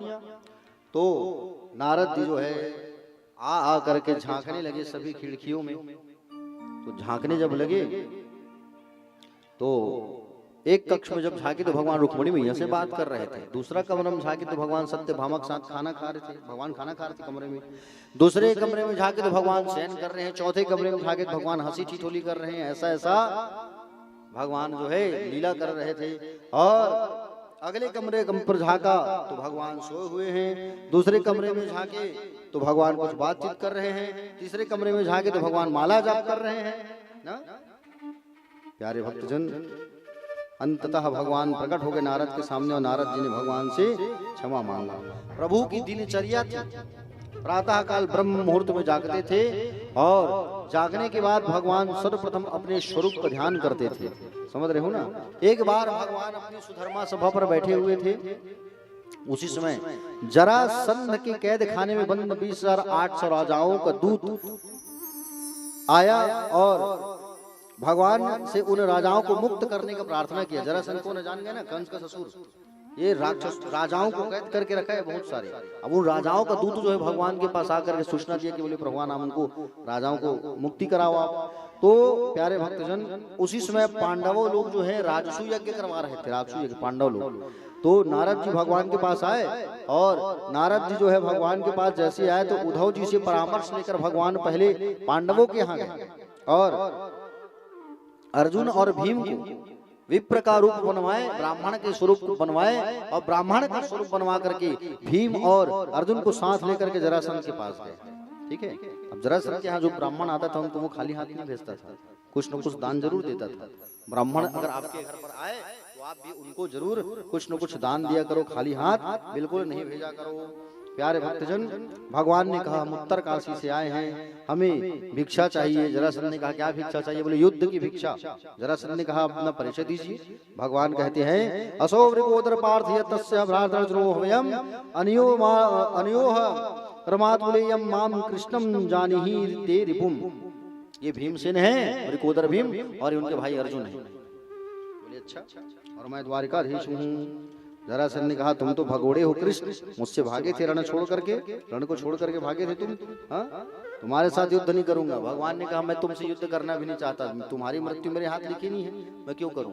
भीम के साथ युद्ध करो। और भीम जो है महाबलशाली। भीम कुछ देखे हो कि नहीं? भीम को सीरियल में देखे हो नहीं? हट्टे कट्टे खल्लारी गए हो? खल्लारी घाट पर, महासमुंद के पास खल्लारी, महासमुंद के आगे वहां खल्लारी में देखना,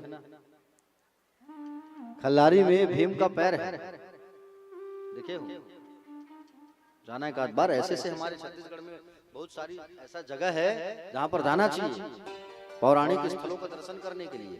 समझ रहे हो ना। पौराणिक स्थल हमारे छत्तीसगढ़ में बहुत सारा है। और वहाँ आप जाओगे खल्लारी में तो देखना वहाँ पर पांडवों का चूल्हा है, खाना बनाते थे उन लोग, रुके थे। और वहाँ पर भीम का पैर भी है। समझ रहे हो ना। क्या है? भीम का पैर। अब सोचो उसका पैर इतना बड़ा है तो वो कितना बड़ा रहा होगा। और वो भीम जो है युद्ध करने लगा जरासंध के साथ, कंस के ससुर के साथ। 27 दिन तक युद्ध चला। वो भी पराक्रमी जरासंध जो है। जरासंध का मतलब समझते हो? जरा किसको कहते हैं? बुखार को। संधि मतलब मित्रता। जब उम्र हो जाता है तो जरा जो है हमारे शरीर के साथ संधि कर लेती है। समझ रहे? जरासंध के साथ युद्ध कर करके नस ढीली ढीली हो गई। भगवान की ओर देखा गया, भगवान मैं तो थक गया। भगवान ने इशारा किया। कैसे इशारा किया? भगवान ने एक लकड़ी उठाया और एक लकड़ी उठा करके कहा कि उसको तुम जो है ऐसा पकड़ो और बीच से उसे फाड़ो और फाड़ के ऐसा फेंको, तब ये मरेगा। तब भीम ने वैसे किया, पटका जरासंध को बीच से फाड़ा, फाड़ के उसके शरीर को 2 भाग में फेंका, तब उसकी मृत्यु हुई। क्यों ऐसा मृत्यु हुआ है? क्योंकि जरा नाम की राक्षसी जो है इसको जिंदा की थी। जरासंध जब छोटा था ना, जन्म लिया था, तो प्यारे भक्तजन जन्म जब हुआ था तो 2 माताओं के गर्भ से जन्म लिया था। इनके पिता जो है एक संत से फल को मांगे थे संतान प्राप्ति के लिए। इनकी 2 माता थी और दोनों ने आधा आधा खाया था फल को, तो शरीर आधा आधा जन्म लिया था।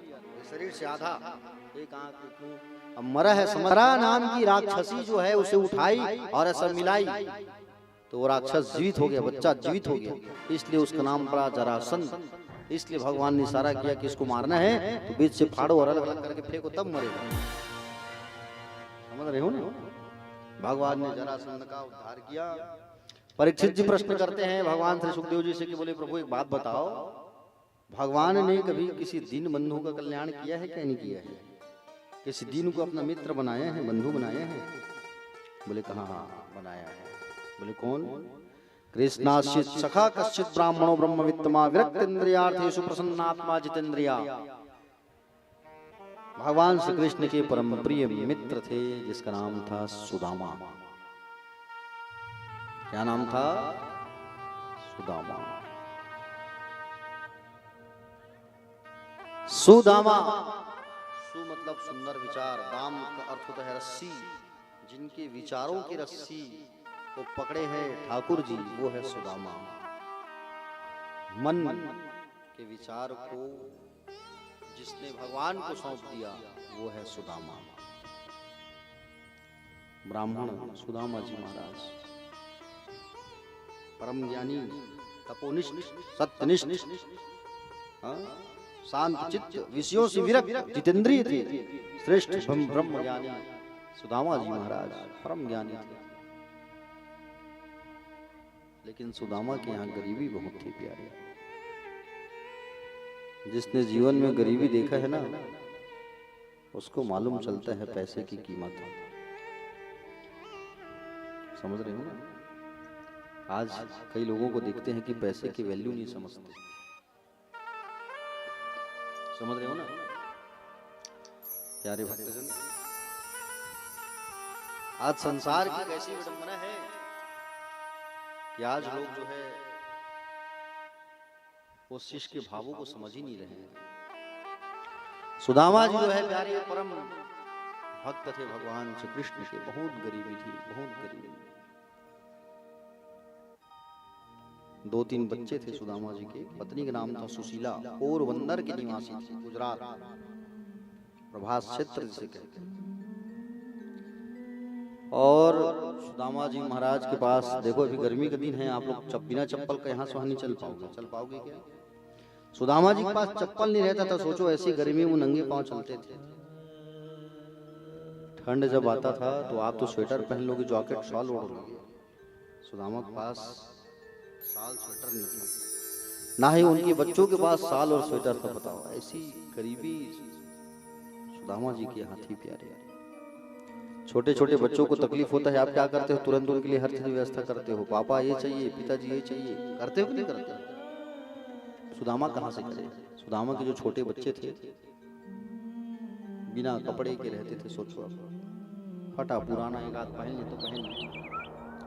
सुदामा जी स्वयं एक पुरानी फटी पुरानी धोती को पहन करके जीवन यापन किया करते थे। वाह हरे सुदामा! लेकिन कभी किसी से मांगा नहीं कि मेरे यहाँ आज खाने को अन्न नहीं, भैया 2-4 अन्न दे दो। हा? आज आदमी अच्छा भोजन करेगा, फिर भी अगर कोई पूछ दिया, अरे वही सब्जी दाल चावल ही खाए हैं, जो तुम्हारे यहाँ मिला है उसकी तुम कद्र करो। पूछो उन लोगों से जिनको 2 वक्त का नसीब का रोटी नसीब नहीं होता, 2 वक्त की रोटी, उनसे पूछो जाके कि गरीबी क्या होती है। जब विपत्ति आती है तो कह के नहीं आती, और विपत्ति जब आती है तो उस विपत्ति में कहीं गरीबी भी शामिल है। तो एक गरीब व्यक्ति की जीवन जीने का जो तरीका है वो बदल जाता है। लेकिन सुदामा जी कभी हार नहीं माने जीवन से। सुदामा जी महाराज प्यारे बहुत गरीब थे, बहुत गरीब। आज खाते थे, कल खाने को कुछ रहता नहीं था। बच्चे बेचारे भूखे सोते थे, रोते थे, गाते थे, बोले खाने को कुछ नहीं है, खाने को कुछ नहीं है, रोया करते थे बच्चे। आज एक बच्चा खा लिया, परसों दूसरा बच्चा नहीं खाया। नरसों सब बच्चे खा लिए तो माँ बाप को नहीं मिला।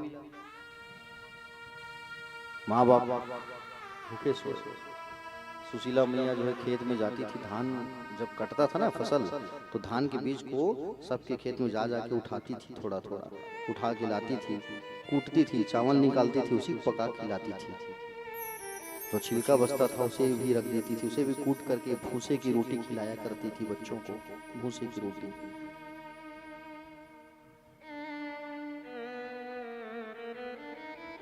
बहुत गरीबी था इनके जीवन में प्यारे, बहुत गरीबी, बहुत गरीबी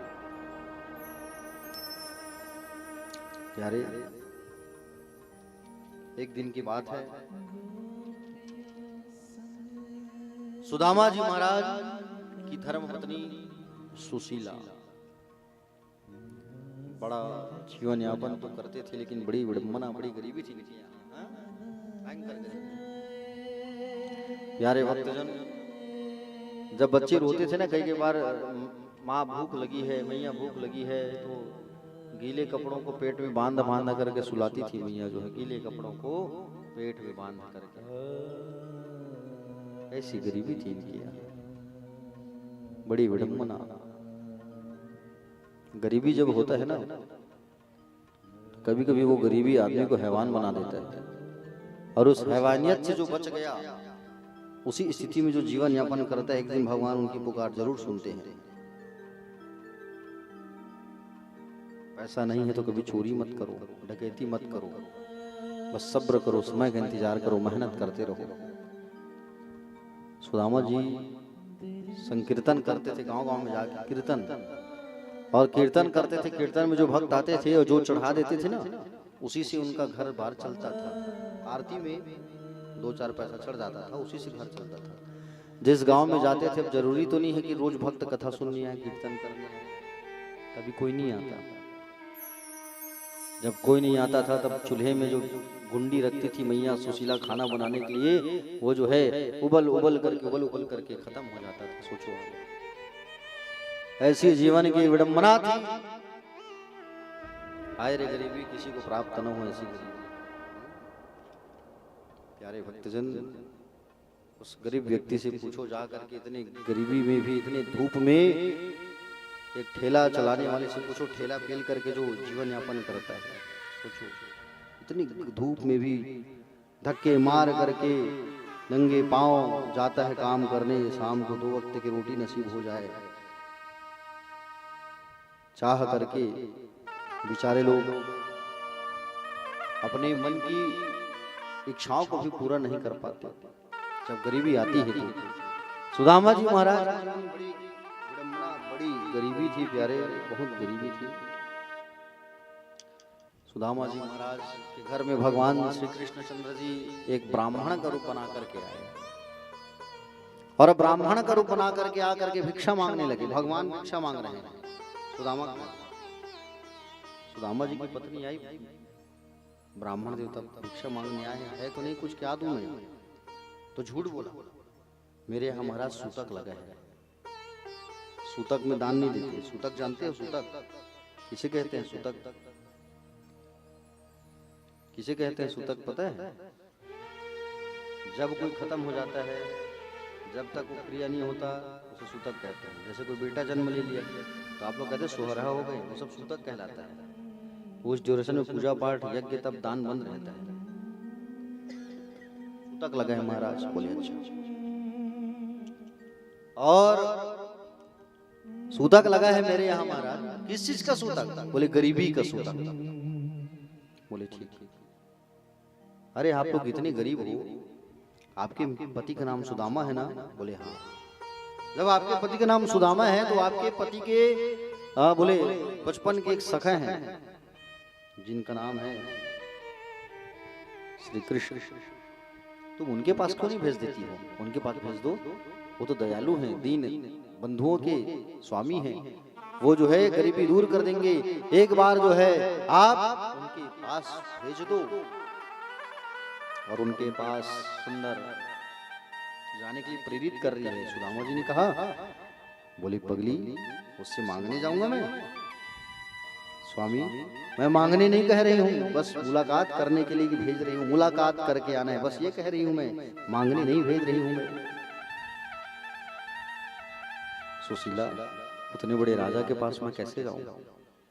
उतने बड़े राजा के पास मैं कैसे जाऊं? कुछ लेके जाना पड़ेगा। सुशीला मैया जो है दौड़े दौड़े पड़ोसियों के घर गई और उधारी में चावल मांगने लगी। पड़ोसी लोग कहने लगे पहले का तो उधारी तो चुकाई नहीं है, पहले का तो मांग के तू लेके गई है, पहले का उधार तो चुका, तब तो मैं तुझे दूंगी। दूसरे पड़ोसी घर जाती है, उधार में चावल मांग के लाती है 2 मुट्ठी, 4 मुट्ठी चावल अलग अलग जगह से, कोई छोटा बड़ा मांग करके लाई, और मांग करके पुराने कपड़े को फाड़ती है, फाड़ करके उसमें ही चावल को बांध करके सुदामा को देती है। बोले पति, हे पतिदेव, आप इसे ही लेकर के चले जाओ, आप इसे ही लेकर के चले जाओगे। स्वामी जी जो हैं बड़े समझदार हैं, वो समझ जाएंगे, आप इसे ही लेकर के चले जाइए। प्यारे भक्तजन, और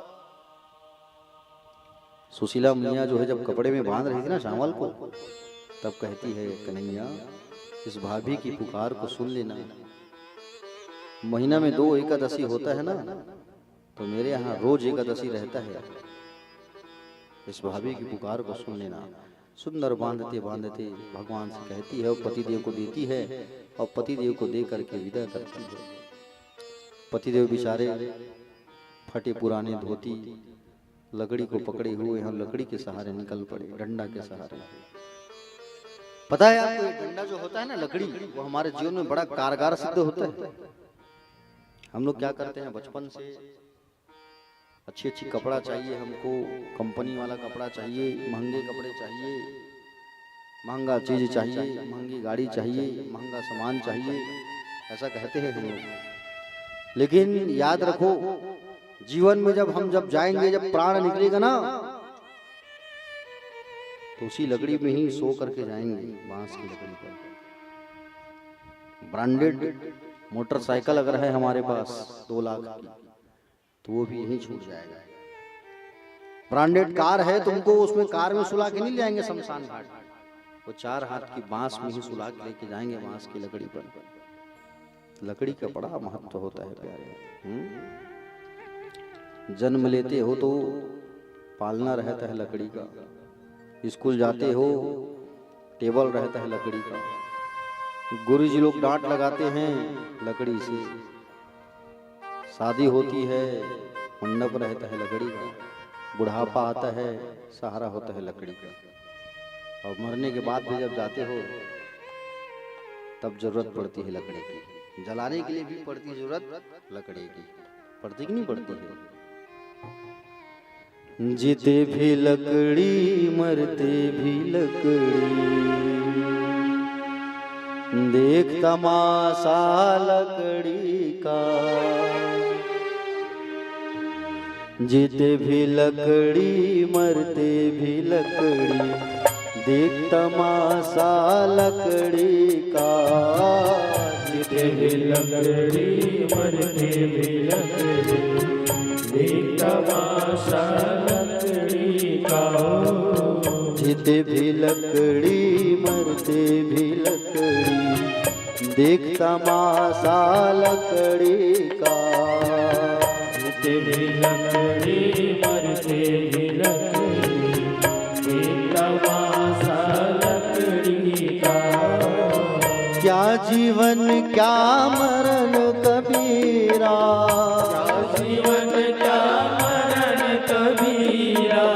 क्या जीवन क्या मरण कबीरा, क्या जीवन क्या मरण कबीरा। खेल रचाया लकड़ी का, जीते भी लकड़ी मरते भी लकड़ी, देख तमाशा लकड़ी का। हो जीते भी लकड़ी मरते भी लकड़ी, देख तमाशा लकड़ी का।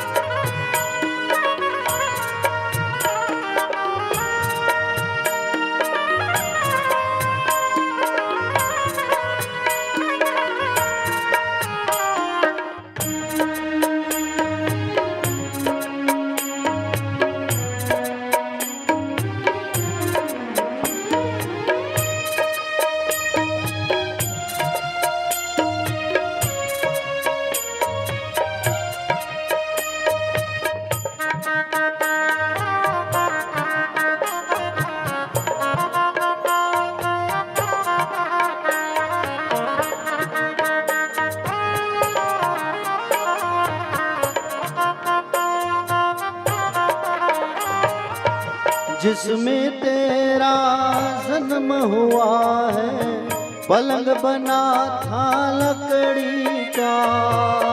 जिसमें तेरा जन्म हुआ है, वो पलना था लकड़ी का। जिसमें तेरा जन्म हुआ है, पलंग बना था लकड़ी का।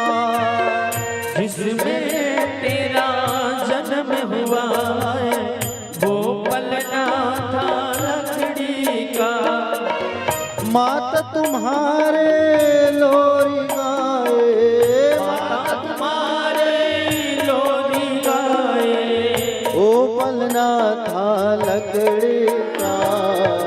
जीते भी लकड़ी मरते भी लकड़ी, एक तमाशा लकड़ी का।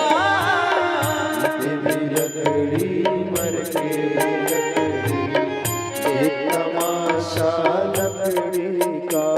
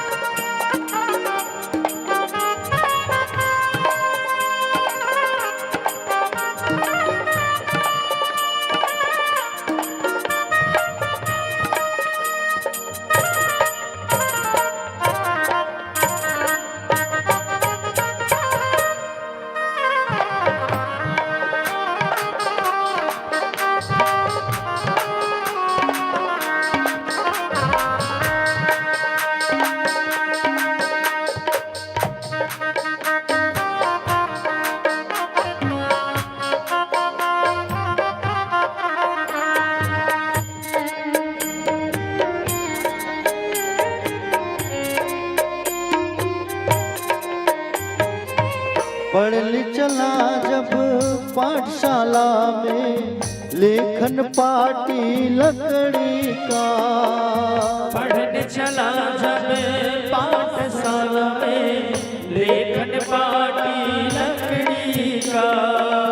पढ़ने चला जब पाठशाला में, लेखन पाटी लकड़ी का। पढ़ने चला जब पाठशाला में, लेखन पाटी लकड़ी का। गुरु ने जब जब फूल सिखाया, जब जब फूल सिखाया, गुरु ने जब जब फूल सिखाया, गुरु ने जब जब फूल सिखाया। वो डंडा था लकड़ी का। जीते भी लकड़ी मरते भी लकड़ी, देख तमाशा लकड़ी का। जीते भी लकड़ी, मरते भी लकड़ी, देख तमाशा लकड़ी का।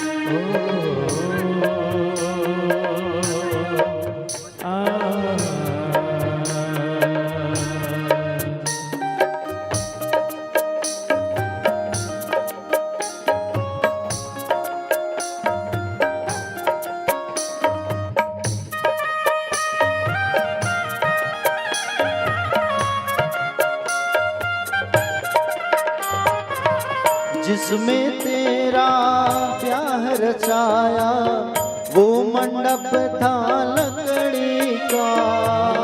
जिसमें तेरा ब्याह रचाया वो मंडप था लकड़ी का। जिसमें तेरा ब्याह रचाया वो मंडप था लकड़ी का। जिसमें तेरा ब्याह रचाया वो मंडप था लकड़ी का। वृद्ध हुआ तब चल नहीं पाया। वृद्ध हुआ तब चल नहीं पाया। वृद्ध हुआ तब चल नहीं पाया। वृद्ध हुआ और चल नहीं पाया। लिया सहारा लकड़ी का। जीते भी लकड़ी मरते भी लकड़ी। एक तमाशा लकड़ी का हो। जीते भी लकड़ी मरते भी लकड़ी। एक तमाशा लकड़ी का। क्या जीवन क्या मरण का मेरा। क्या जीवन क्या मरण कबीरा। क्या जीवन क्या मरण का मेरा। क्या जीवन क्या मरण कबीरा। खेल रचाया लकड़ी का। जीते भी लकड़ी मरते भी लकड़ी। एक तमाशा लकड़ी का हो।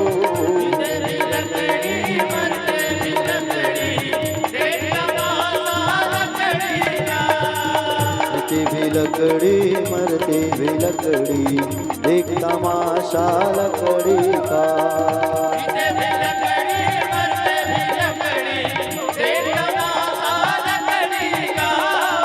एक तमाशा लकड़ी का। एक तमाशा लकड़ी का।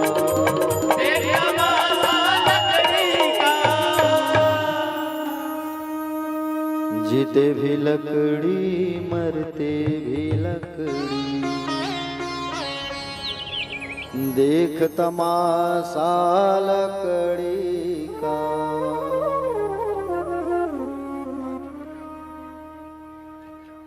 लकड़ी का सहारा लेकर के प्यारे भगवान निकलने लगे। भगवान से मिलने भगवान के भक्त सुदामा जी महाराज। और सुदामा जी महाराज जैसे ही जा रहे हैं लकड़ी को पकड़ करके डंडा का सहारा लिए हैं। कई दिनों से खाए पिए नहीं हैं और निकल पड़े सुदामा जी। प्यारे भक्तजन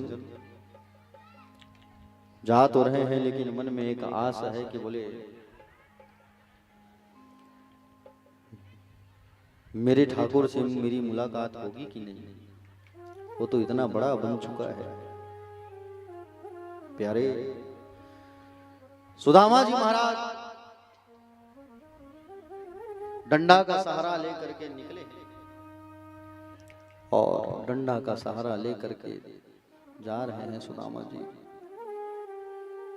प्यारे मार्ग में जब जाते थे ना सुदामा जी महाराज कई विडंबनाओं को उनको शामिल करना पड़ता था। नंगे पांव, पैरों में चरण पादुका नहीं, बस ऐसे ही निकल पड़े हैं भगवान से मिलने के लिए। कमर जो है झुकी हुई है और कई दिनों से भूखे प्यासे खाए पिए नहीं है सुदामा जी, बस ऐसे ही निकल पड़े। मार्ग में नदी मिली, उस नदी को पार करना है तो पार करने के लिए नाव का सहारा लेना पड़ेगा। नाव का सहारा लेना है लेकिन नाव बैठने के लिए नाव उतारने वाले को पैसा तो देना पड़ेगा। पैसा भी नहीं है सुदामा के पास। अब विचार करने लगे कि बोले कैसे करूं मैं। भगवान स्वयं एक नाव चलाने वाले नाविक का एक रूप बना करके आ गए। नाव चलाने लगे, चिल्लाने लगे, ओ भैया आओ आओ आओ, कहाँ जाना है आओ, अरे हमारी नाव पर बैठो, आओ बैठ जाओ आओ। और जबरदस्ती सुदामा जी को उस नाव पर बैठा लिए, जबरदस्ती। और जबरदस्ती जब उस नाव पर बैठाए और नाव पर बैठा करके कहने लगे कहाँ जाओगे भैया? बोले मित्र से मिलने जाना है। कहाँ रहते हैं मित्र आपके? बोले द्वारिका के राजा है। अच्छा कृष्णचंद्र जी, हाँ हाँ। सुंदर भजन गाने लगे उस नाव पर भगवान और नाव चलने लगी, ठंडी ठंडी हवा। सुदामा जी सो गए।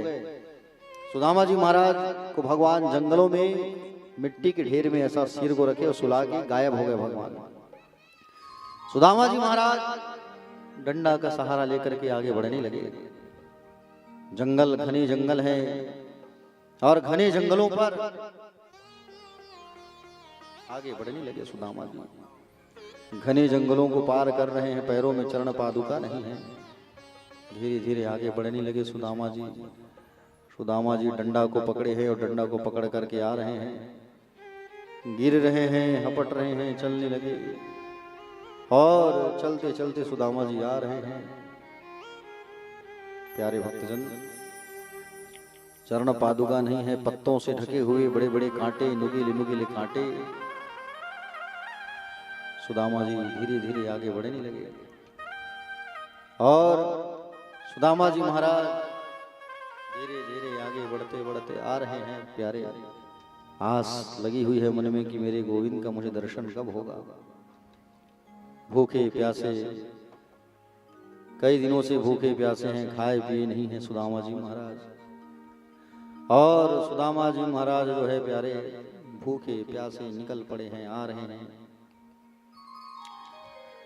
जंगलों में आगे बढ़ने लगे। प्यारे, कई कई बार उनको पता चलता नहीं था कि नीचे गड्ढा है। सुदामा जी महाराज आगे बढ़ते बढ़ते कई बार गिरे हैं, उठे हैं, गिरे हैं, उठे हैं प्यारे। और फिर भी मुंह से उफ नहीं निकला, केवल गोविंद, केवल कन्हैया कन्हैया। और मन में केवल कन्हैया का नाम लेते हुए, हे मेरे कन्हैया, हे मेरे ठाकुर, कितनी दूरी है तुम्हारी द्वारिका। सुदामा जी धीरे धीरे आगे बढ़ने लगे, बढ़ने लगे। और सुदामा जी महाराज जब आगे बढ़ने लगे प्यारे, धीरे धीरे धीरे धीरे आ रहे हैं। कई दिनों से खाए पिए नहीं, भूखे प्यासे, एक धोती, फटी पुरानी धोती को पहन करके सुदामा जी महाराज निकल पड़े हैं प्यारे। जंगलों को पार करने लगे, धीरे धीरे चल रहे हैं, चलते गए चलते गए चलते गए। और धीरे धीरे धीरे धीरे जब चलते गए सुदामा जी महाराज प्यारे, मार्ग में उन्हें पहाड़ों पर चढ़ना पड़ा, जंगलों को पार करना पड़ा। चलने में शक्ति उतनी नहीं थी, फिर भी चल रहे हैं सुदामा जी। चलते चलते आगे बढ़ने लगे प्यारे। चलते चलते जब आगे बढ़ रहे हैं, फिर आगे बढ़े, फिर गिरे सुदामा जी। चलते चलते फिर गिरने लगे और गिर करके सुदामा जी महाराज गिर करके फिर उठने लगे। और डंडा का सहारा लेकर के डंडा को पकड़े हुए हैं और डंडा को पकड़े हुए हैं प्यारे। और डंडा को पकड़ करके चल रहे हैं आगे सुदामा जी। फिर गिरते थे, फिर उठते थे, फिर गिरते थे, फिर उठते थे। और ऐसे ऐसे सुदामा जी जो है भगवान का केवल नाम लेते लेते आगे बढ़ रहे हैं प्यारे। सुदामा जी महाराज आज अपने प्रिय मित्र से मिलने के लिए निकल पड़े हैं प्यारे। और उस प्रिय मित्र से मिलने के लिए सुदामा जी आगे बढ़ रहे हैं। जैसे तैसे आगे बढ़ने लगे और जैसे तैसे आगे बढ़े सुदामा जी द्वारिका नगरी में प्रवेश करते हैं। और द्वारिका नगरी में प्रवेश करने के बाद एक व्यक्ति से पूछा, बोले भैया ये द्वारिका नगरी जाने का रास्ता कहाँ है? कहा कि बोले द्वारिका रास्ते की नगरी तो यही है। अच्छा, ये कृष्ण जी के महल जाने का रास्ता बता पाओगे आप? कहाँ है उनका महल जाने का रास्ता, ये आप मुझे बताइए। बोले इस पंडुकी के रास्ते से तुम निकल जाओ ये प्रवर, और जैसे निकलोगे तो रास्ता जो है अंतिम पड़ेगा, वहां बड़ा सा महल दिखाई पड़ेगा, वही उनका महल है। ऐसा कह करके बताए। सुदामा जी चलने लगे। सुदामा जी आगे बढ़ने लगे। उनकी इस स्थिति को देख करके लोग हंसते थे, हंसी उड़ाते थे उनकी। एक ऐसा आदमी है जो द्वारिका में आ गया है, कैसा व्यक्ति है जो द्वारिका पर आया हुआ है। सुदामा जी जैसे तैसे महलों की आगे बढ़ने लगे रास्ते की ओर। और रास्तों में जब जैसे ही आगे बढ़ने लगे सुदामा जी बढ़ने लगे। चलते चलते चलते देखा दूर से कि बड़ा सा महल दिखाई पड़ रहा है, और बड़ा सा महल दिखाई पड़ रहा है। देख लिया सुदामा जी जो है महाराज, दो बड़े बड़े दिग्गजों को देखा, द्वारपालों को, और दो बड़े बड़े दिग्गज द्वारपालों को देखा। और द्वारपालों को देख करके कहा, बातें करने लगे, चर्चा करने लगे कि बोले, अरे द्वारपालों, क्या यही कृष्ण का महल है? द्वारपाल भी देख करके चुप हो गए। बोले, कैसा व्यक्ति है ये? ना स्त्री श्री ना आदरणीय, कुछ नहीं, भगवान का नाम हमारे ऐसे ले रहा है। एक बार जा करके कह दो कि उनका बचपन का मित्र आया है। अगर नहीं मिलाओगे तो कम से कम कहीं आसपास खिड़की होगी, उस खिड़की से ही दिखा दो। द्वारपालों से कहने लगे, अरे द्वारपालों, कन्हैया से कह दो इधर पे सुदामा गरीब आ गया है, इधर पे सुदामा गरीब आ गया है। मैं अपनी जिंदगी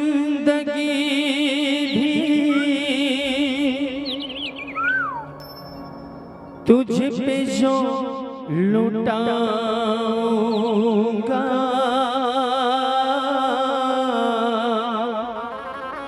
ऐ सुदामा, आज तेरे ही बदौलत मैं यहाँ तक पहुँचा हूँ, और समय आया ना तो अपने आप को ही मिटा दूंगा तेरे लिए। मैं अपनी जिंदगी भी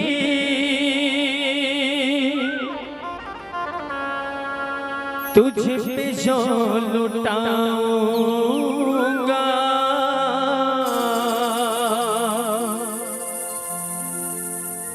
तेरे एहसानों का बदला, तेरे एहसानों का बदला चुका ना पाऊंगा।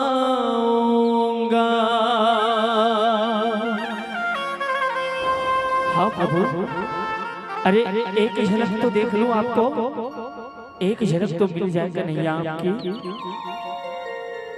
कैसी अनोखी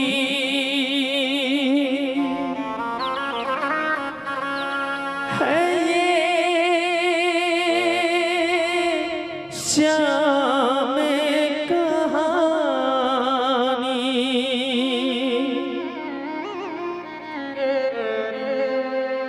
अनसुनी अनदेखी अनजानी,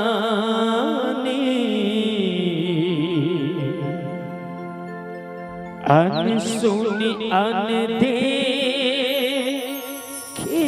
अनजानी,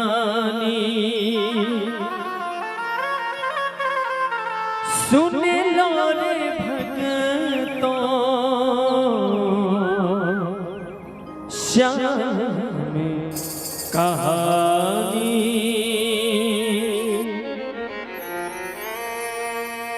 गरीबी से बुरा हाल धर्म पत्नी के बार बार कहने पर सुदामा जी ना चाहते हुए अपने बचपन के मित्र श्री कृष्ण से मिलने चला।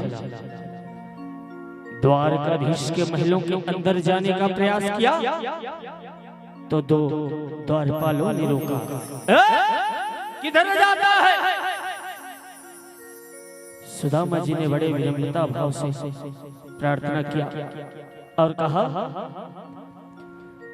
देखो देखो ये गरीबी कहा,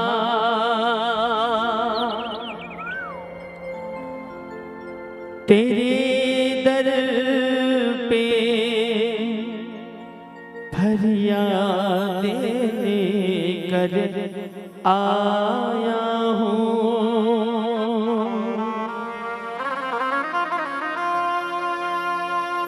बचपन का यार है मेरा शान,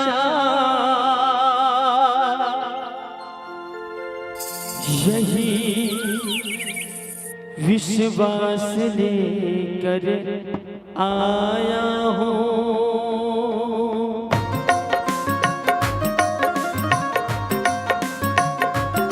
कन्हैया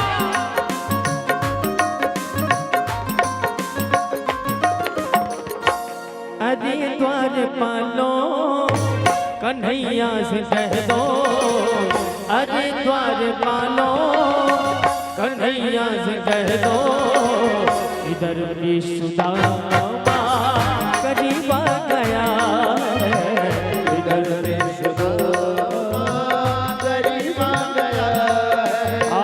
भटकते भटकते न जाने कहाँ से, भटकते भटकते न जाने कहाँ से, तुम्हारे महल के करीब आ गया है, तुम्हारे महल के करीब आ गया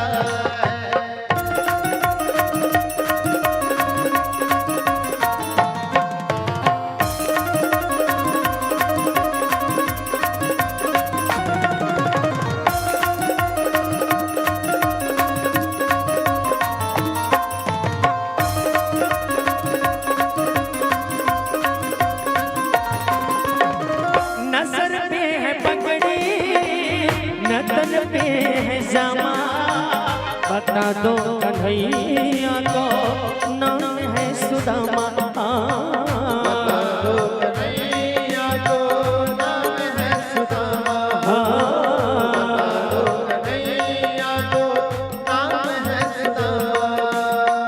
ये जो दोस्ती होती है ना साहब, ये ऊपर वाला का दिया हुआ एक तोहफा होता है, जो चाहकर भी यूं ही नहीं मिल जाती। जब भी दोस्तों की बातें आएंगी तब तब ये दुनिया मिसाल बोली जाएगी, और वो भी कृष्ण और सुदामा की दोस्ती पर, क्योंकि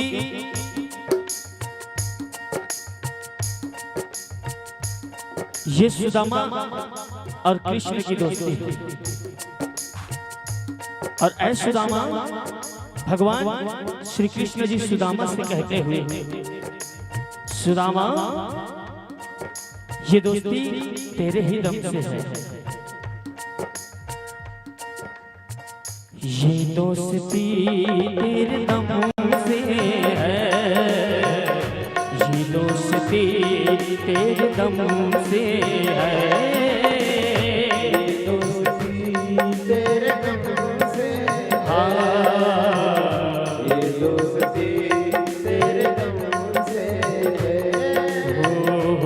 ये दोस्ती तेरे दम से है, ये दोस्ती तेरे दम से है, ये दोस्ती तेरे दम से है,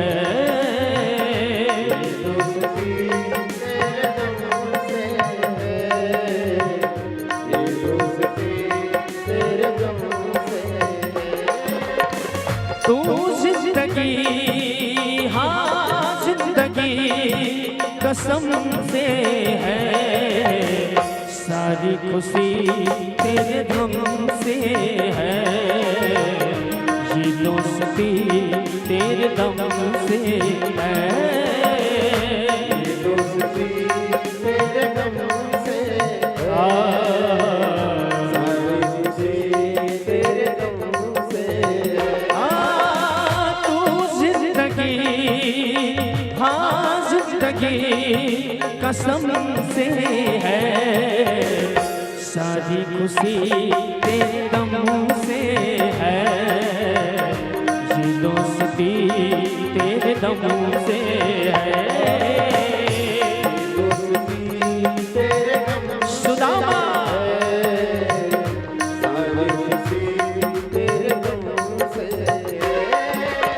न सर पे है पगड़ी न तन पे है जमा, बता दो कन्हैया तो नाम है सुदामा।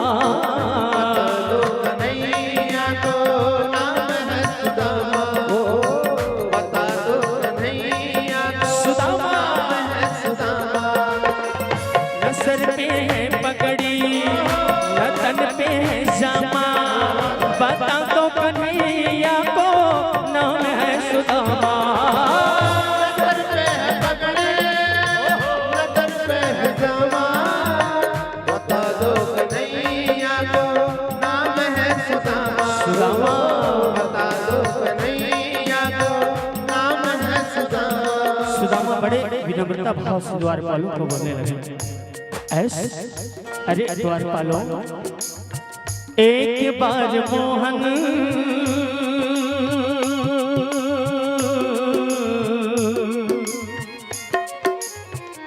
एक बार मोहन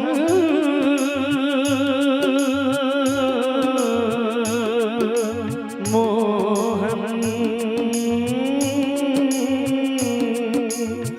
एक बार मोहन से जाकर के कह दो, एक बार मोहन से जाकर के कह दो, इधर पे सुदामा करीब आ गया रे, इधर पे सुदामा करीब आ गया है। इधर पे सुदामा करीब आ गया रे। इधर पे सुदामा करीब आ गया है।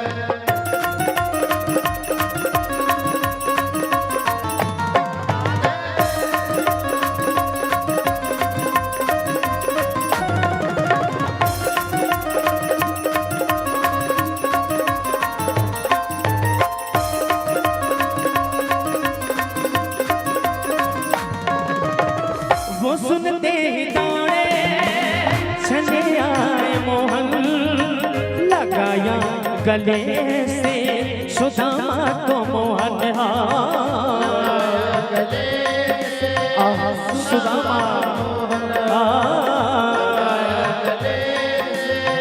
सुदामा को मोहन। जैसे ही नाम सुदामा सुदामा सुदामा सुने भगवान, इतने दौड़े कि कहीं पे पटके गिर रहे हैं, कहीं पे बालियां गिर रही हैं, कहीं पे कुंडल गिर रहे हैं। ऐसे है सुदामा के प्रेम में पागल भगवान। और ये जिंदगी है साहब, यहाँ साक्षात भगवान को भी परीक्षा देना पड़ा दोस्ती के नाम पर।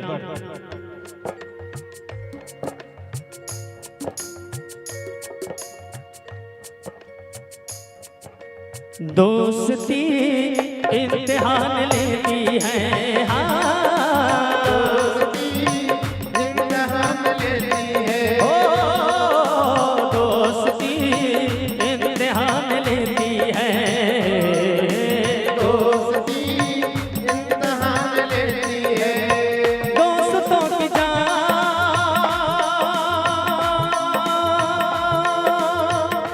दोस्तों की जान, दोस्तों की जान होती है दोस्ती, दोस्ती इम्तिहान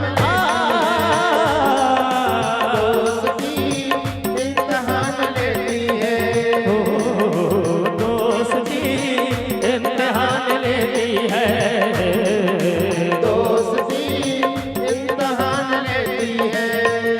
सुनते ही दौड़े चले आए मोहन, लगाए गले से सुदामा को मोहन। लगाया गले से सुदामा को मोहन हो, लगाया गले से सुदामा को मोहन। वो सुनते ही दौड़े चले आए मोहन, लगाया गले से सुदामा को मोहन। सुनते ही दौड़े दौड़े चले आए मोहन, लगाया गले से सुदामा को मोहन, लगाया गले से सुदामा को मोहन। हुआ रुक्मणी को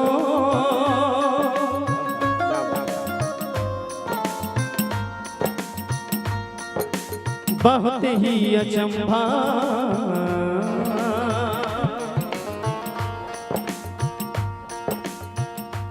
मैया को एक पल के लिए अचंभित लगा और मुस्कुराए, भगवान को पूछने लगे, इशारों इशारों में बात होने लगी। अरे है बोले भगवान, न सर पे पगड़ी है न तन पे जामा है और अपने आप को सुदामा बता रहा है। थोड़ा चंभित लगा मैया को। हुआ रुक्मणी को बहुत ही अचंभा, हुआ रुक्मणी को बड़ा ही अचंभा, मेहमान कैसा अजीबा गया है,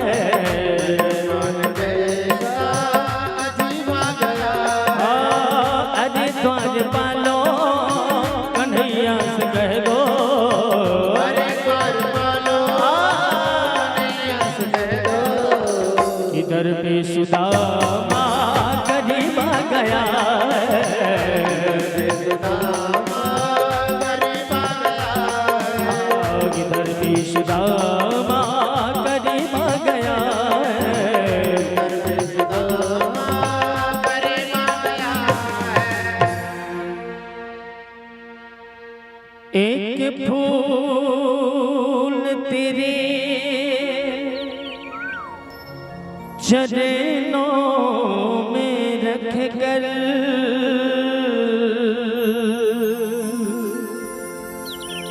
एक फूल तेरे चरणों में रख कर,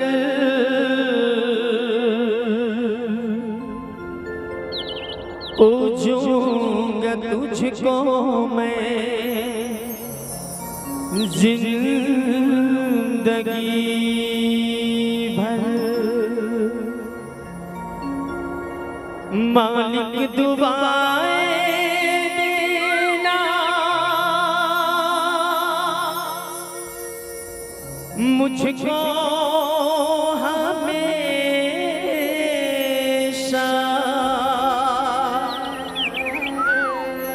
दाता दुआएं देना मुझको हमेशा,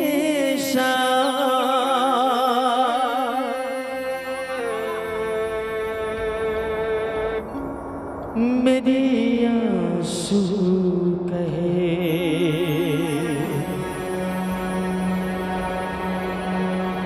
मेरी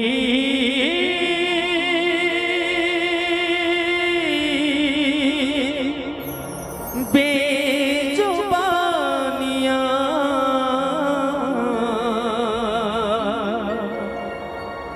तेरी मेहरबानियां, तेरी कदरदानियां, कुर्बान तुझे पर मेरी कई जिंदगानियां,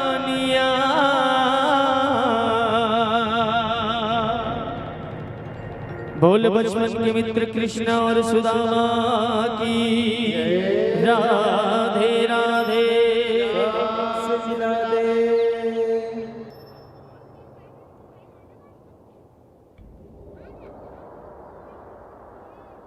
बोलिए सुदामा जी महाराज की जय। प्यारे भक्तजन, सुदामा जी महाराज जैसे ही द्वारपालों से कहे कि ये कृष्ण का महल है, बड़ी दूर से पधारा हूं मैं और उनका दर्शन करना है मुझे। द्वारपाल जो है कहे बोले कि बोले ठीक है, आप कह रहे इतने दूर से आए हैं, लेकिन अभी हमारे प्रभु जो है सुधर्मा सभा में अपने है कि नहीं मुझे पता करना पड़ेगा। आप यहाँ ठहरो, जरा हम अंदर से आते हैं पता करके। नाम क्या बताया आपने अपना? बोले सुदामा। द्वारपाल भगवान के पास आए सभा में, और द्वारपाल जैसे ही पधारे उस सभा पर, द्वारपाल जब आए प्यारे भक्तजन, और जैसे ही भगवान के सभा में बैठे पहुंचे, भगवान सभा पर थे, भगवान से निवेदन करने लगे। प्रभु एक अर्जी लेकर के आए हैं। बोले कहिए क्या अर्जी लेकर के आए हो? बोले प्रभु एक द्वार पर एक गरीब नितांत विपन्न ब्राह्मण खड़ा हुआ है, कमर झुकी हुई है, धोती फटी हुई है, लकड़ी का सहारा है और खड़े हुए हैं बस। बोले अच्छा। बताने लगे द्वारपाल जो है, कहने लगे शीश पगा न झगातन पे प्रभु जाने को आही बस के ही ग्रामा, धोती फटी सी लटी दुपटी अरू पायो पानह की नहीं सामा, द्वार खड़ियो द्विज दुर्बल एक रहयो चकी सौ वसुधा विरामा, पूछत दिन दयाल को धाम बतावत अपनो नाम सुदामा, पूछत दिन दयाल को धाम बतावत अपनो नाम सुदामा। प्रभु के कान में जैसे ही पड़ा सुदामा, भगवान अपने सिंहासन से कूद पड़े, पीताम्बर नीचे गिर गई, पादुका पहनना भूल गए, दोनों भुजा पसारे सुदामा सुदामा पुकारते हुए भगवान भागते चले गए। सारी सभा सावधान हो गई। अरे ऐसी कौन सी विभूति आई है जिसके नाम पर भगवान इतने उतावले होकर आतुर होकर सरकार जा रहे हैं? इस दरबार में ब्रह्मादि देवताओं को हमने आते देखा, पर आज तक जो आए उन्होंने अपना सिर झुकाया, मुकुट नवाया, पर इतनी आतुरता सरकार में हमने कभी नहीं दिखाई दिया। और हमारे सरकार जो है दौड़े दौड़े जा रहे हैं। ऐसा कौन सा ऐसा आदमी आया है, भक्त आया है प्यारे? भगवान दौड़े दौड़े दौड़े दौड़े गए, और दौड़े दौड़े भगवान जब गए प्यारे, जैसे ही सुदामा को देखा, दरवाजा पर खड़े हुए सुदामा को देखा, लपक कर दौड़ कर भुजा पास में हृदय से कसकर दबा लिया, हृदय से लगा लिया। सुदामा जी को लगा जैसे आनंद के सरोवर सारोवर हो गए हैं। दोनों मित्र एक दूसरे को गले लगाए हैं, इतने आनंद विभोर मैं बता नहीं सकता। दोनों को नेत्र सजल हो उठे हैं, अत्यंत प्रेम की अधिकता है और कुछ बोल नहीं पा रहे हैं। सुदामा जी का हाथ पकड़ा और सनह सनह भवन के अंदर लेके आने लगे। सभा के अंदर जब लेकर के आने लगे भगवान, सारी सभा जब देखी, देख करके सब के सब स्तब्ध रह गए। बाप रे, ऐसे व्यक्ति के लिए भगवान दौड़े हैं जिनकी कमर झुकी हुई है, चरण पादुका नहीं है, ऐसे इसके लिए मात्र तन बस ढका हुआ है। ऐसे अकिंचन के प्रति सरकार कितने उदार हैं, किसी को कुछ समझ नहीं आया। भगवान हाथ पकड़ कर के ला रहे हैं। रुक्मणी जी आश्चर्यचकित होकर के देख रही हैं, आहा, और आश्चर्यचकित होकर के सुदामा को देख रही है। प्यारे भक्तजन, भगवान जो है सुदामा जी के पैरों के पास बैठ गए और कहे सबसे पहले इनके चरण धोना है। रुक्मिणी जाओ ये थाल लेकर के आओ। भगवान जैसे ही पैरों को पकड़ करके बैठे, अनगिनत कांटे गड़े हुए हैं और भगवान ने जब कांटा पकड़ा, पैर छुआ तो भगवान के नेत्र सजल हो गए और गंगा यमुना की धार बहने लगी। गंगा यमुना की धार से ही सुदामा के चरण प्रक्षालित कर रहे भगवान। ऐसे बेवाल बेवाइन सुपग, ऐसे बेहाल बेवाइन सुपग, कंटक जाल लगे पुनि जोए।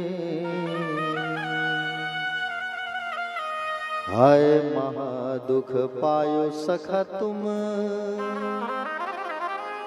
आये तना किते दीन खोए। देखी सुदामा की दीन दशा, करुणा करके करुणा निधि रोए।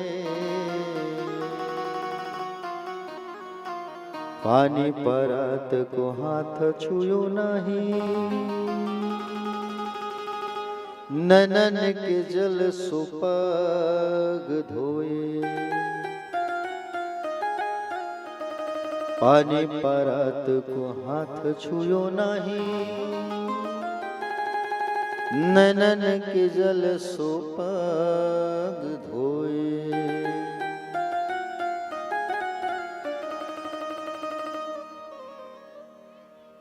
प्रीति की अधिकता, प्रेम की अधिकता में प्रभु के नेत्रों से इतना जल बहने लगा कि सुदामा के चरण धुल गए। रुक्मिणी जी पानी लेकर आई और ये दृश्य देखकर हक्की बक्की रह गई। खड़ी खड़ी सोचने लगी, किमनेन कृतम पुण्यमा वधुतेन भक्षुणा श्रिया हे लोकेस्मिन् गर्हिते नाधमेन च। इस अवधूत ने कौन सा पुण्य किया होगा? सारा जगत मेरे जगदीश्वर के चरण कमलों पे की रज चाहता है, धूल चाहता है और मेरे स्वामी इनके चरण रज नेत्र जल से प्रक्षालित कर रहे हैं। सुदामा जी महाराज इस छवि को देख करके, इस लीला को देख करके रुक्मिणी मैया भी हक्की बक्की रह गई। प्यारे प्यारे भक्तजन, सुदामा जी महाराज को सुंदर आरती पूजन किया गया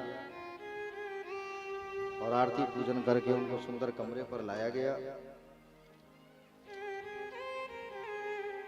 आज भगवान अपनी सभा की छुट्टी कर दी, राजसभा की। आरती पूजन करने के पश्चात 56 प्रकार का भोग लगाया गया सुदामा जी। सुदामा जी के सामने जब 56 प्रकार का भोग लगाया गया तो सुदामा जी कहने लगे, अरे कन्हैया, मैं इतना सब खाऊंगा ना तो मेरी बुद्धि मारी जाएगी, मति चकरा जाएगी।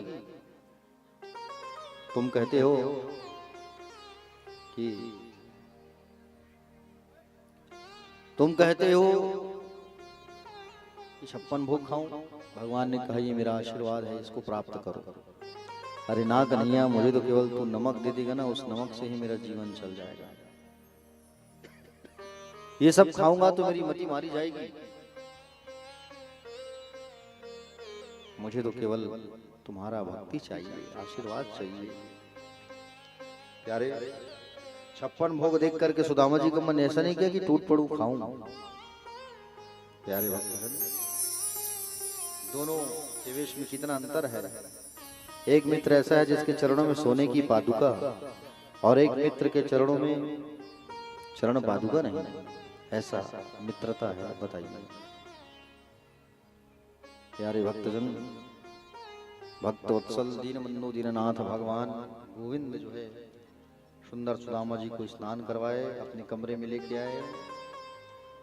कमरे में लेकर के आए, सारी पत्नियां जो है आई और भगवान अपनी बचपन की कहानी को स्मरण कर रहे हैं।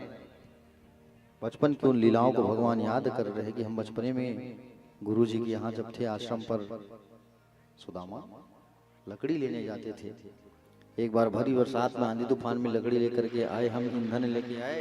तो ईंधन लेकर के जब आए, लकड़ी लेकर के जब आए तो हमारे गुरु जी ने आशीर्वाद दिया कि बोले, हमारे द्वारा दी गई विद्या तुम कभी नहीं भूलोगे।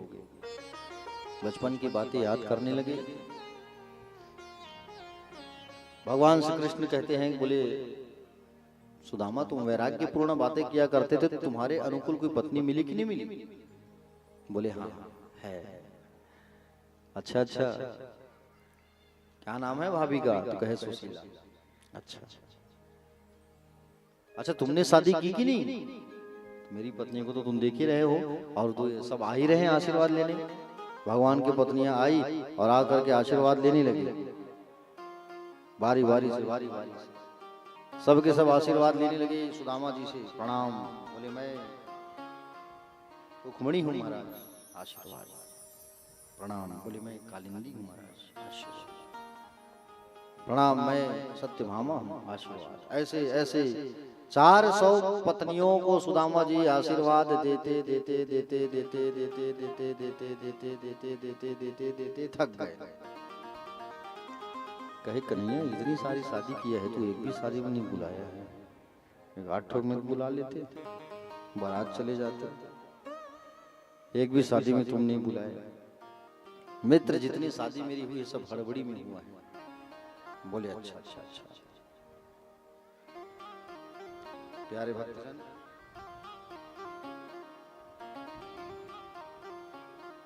सुदामा जी महाराज से कहते हैं, अच्छा मेरी भाभी मेरे लिए कुछ भेजी होगी। मित्र तुम बता नहीं रहे हो, कुछ तो भेजी होगी भाभी। तो सुदामा जी छुपाने लगे। सुदामा जी उस चने की पोटली को छुपाने लगे, और पोटली को जब छुपाने लगे सुदामा जी महाराज, भगवान देख लिए, भगवान छीन लिए। भगवान उसे छीन लिए, और छीन करके भगवान जो है निकाल करके देखे।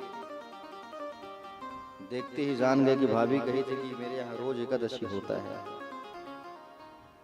भगवान ने देखा, और भगवान देख करके एक मुट्ठी अपने मुंह में डाल लिए।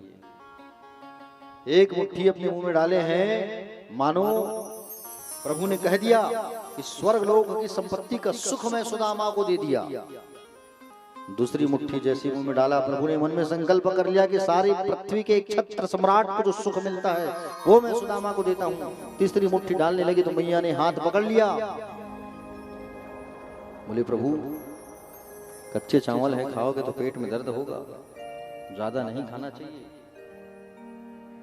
मत खाओ, अच्छी बात नहीं है। प्यारे इशारे इशारे में बात करने लगी मैया जो है, इस ब्राह्मण पे आपको बड़ा दया आ रहा है। एक वो भी तो ब्राह्मण था जो आपके सीने में पैर मारा था, लात मारा था, भृगुरी सी। भगवान ने इशारा में कहा, एक वो भी तो ब्राह्मण था जो विवाह से पहले आपकी चिट्ठी लेके आया था, उनके ऊपर भी तो कृपा किए थे। प्यारे भक्तजन, सुदामा जी महाराज से बातचीत होने लगी। सुदामा जी महाराज एक रात्रि वहां रुके, एक रात्रि रहे, और आज दोपहर में आए, और दूसरे दिन प्रातः होते ही श्री कृष्ण से बोले, लाला अब मुझे जाना है। कृष्ण से कहने लगी, तेरी द्वारिका देख ली, तेरा दर्शन भी हो गया, अब जाने की बड़ी इच्छा है। कृष्ण बोले जाइए। कृष्ण ने रोका भी नहीं। सुदामा की वही धोती, वही फटी सी धोती पहन करके सुदामा आए थे, वही पहन करके गए। ब्रह्मा बंधुरेति स्मा हम बाहुभ्याम परिमलिरम्बिता। कहा तो मैं दरिद्र पापी, और कहा वो लक्ष्मीपति मेरा मित्र। बातें मत करो आप लोग। ये शरबत वालों से निवेदन करूंगा, भाई बांट रहे हो तो शांति से बांटो आप।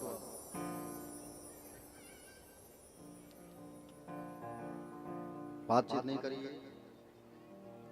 आज सुदामा जी महाराज जैसे अपने गांव पहुंचे, 6 महीने लगा था जाने में, और 6 महीने लगा था आने में सुदामा को। सोचो आप, 6 महीना लगा था उनको पैदल यात्रा जाने में, और 6 महीना आने में लगा। जब आए सुदामा जी महाराज क्या दिखा, जैसी कुटिया थी वो कुटिया नहीं, कंचन महल बन गया है। जहां सुदामा की झोपड़ी थी वहां सुंदर महल खड़े हुए हैं, और सुंदर महल को देख करके बड़े गदगद हो गए सुदामा जी महाराज। प्यारे भक्तजन, सुदामा जी महाराज महल को देखे, पत्नी भी सुंदर साड़ी पहनी हुई है। सुदामा जी वापस जाने लगे, और सुदामा जी जब जाने लगे तब भगवान प्रसन्न होकर के दर्शन दे करके कहे, सुदामा कहां जा रहे हो? ये हमारा आशीर्वाद है, इसका उपभोग करो। और सुंदर भगवान को प्रणाम किया और उस संपत्ति का उपभोग करके अंत में परम पद धाम को सुदामा जी प्राप्त हो गए। बोले गोविंद भगवान की, बाके बिहारी लाल की।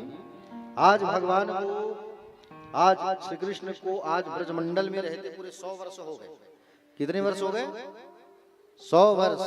और 100 वर्ष जब हुआ तो सूर्य ग्रहण आया और सूर्य ग्रहण के अवसर पर भगवान के पिता वसुदेव जी महाराज ने बड़ा अद्भुत यज्ञ का आयोजन किया। किसका आयोजन किया? बड़ा अद्भुत यज्ञ का आयोजन किया। और उस यज्ञ में बड़े बड़े संत ज्ञानी जन महात्मा अमलात्मा संत पहुंचे। माता कुंती भी आई, पांडव भी आए, द्रौपदी मैया आई। और जहाँ यज्ञ हो रहा था वहाँ किनारे किनारे सबके लिए अलग अलग रहने का व्यवस्था किया गया। जैसे कुंभ मेला में देखे थे ना, सब संतों के लिए अलग अलग छावनी तंबू था, वैसे ही भगवान श्री कृष्ण के जो माता पिता हैं वो भी पधारे हैं गोकुल से, नंद बाबा और यशोमती मैया। समझ रहे हो ना? भगवान जो है अपने तंबू पर विराम कर रहे थे। बाजू से माँ यशोदा मैया गुजर रही है। मेरा कन्हैया आया है, मैंने सुना मेरा कन्हैया आया है, मेरा कन्हैया कहाँ है, कन्हैया कहाँ है। तंबू से गुजर रही थी। भगवान ने सुना, ये आवाज तो मेरी माँ यशोदा की है। मेरी माँ यशोदा ही मुझे कन्हैया कहती थी। भगवान दौड़ करके बाहर आए, माँ यशोदा को देख और जा करके प्रणाम करके गले लग गए। गले से लग के कहे, माँ कितने दिन बाद देखा आपको। कन्हैया तो आज भी वैसा ही है, बदला नहीं है। सुंदर माँ को प्रणाम किया और माँ को प्रणाम करके भगवान अपनी सभी पत्नियों से मिलवाने लगे। और सभी पत्नियों ने सुंदर भगवान की माँ को प्रणाम किया। वहां पर भगवान श्री कृष्ण ने सबको आशीर्वाद दिया है। माँ यशोदा से कहा, माँ देवकी से कहा, माँ कुछ मांगना चाहती हो तो मांगो। इस पर कहा कि बोले, इस पर जवाब दिया और कहा कि मेरे जो मरे हुए 6 पुत्र थे, लाला उसे दर्शन करा दो। तो मरे हुए 6 पुत्रों को दर्शन कराया। यशोदा मैया से कहा, तो यशोमती मैया ने कहा कि लाला इस जन्म में मैं तुम्हारे पालन करने वाली माँ हूँ, अगले जन्म में तुम्हें जन्म देने वाली माँ बनना चाहती हूँ। नंद बाबा से पूछा तो नंद बाबा ने कहा, हम आपके पिता बनना चाहते हैं। वसुदेव से पूछा तो वसुदेव ने कहा, हमें ज्ञान की बातें सिखाइए। तो नारद जी को बुला करके ज्ञान की बातें वहां पर सुंदर नंद बाबा वसुदेव जी को सुनाने लगे ज्ञान की बात। प्यारे भक्तजन, आज भगवान कन्हैया अब जो है अपने परम पद धाम जाने वाले हैं। कहाँ जाने वाले हैं? परम पद धाम जाने वाले हैं। समझ रहे हो ना? आगे परीक्षित जी ने पूछा कि मेरी दादाजी और मेरी दादी का विवाह कैसे हुआ था, सुभद्रा और अर्जुन का। तब भगवान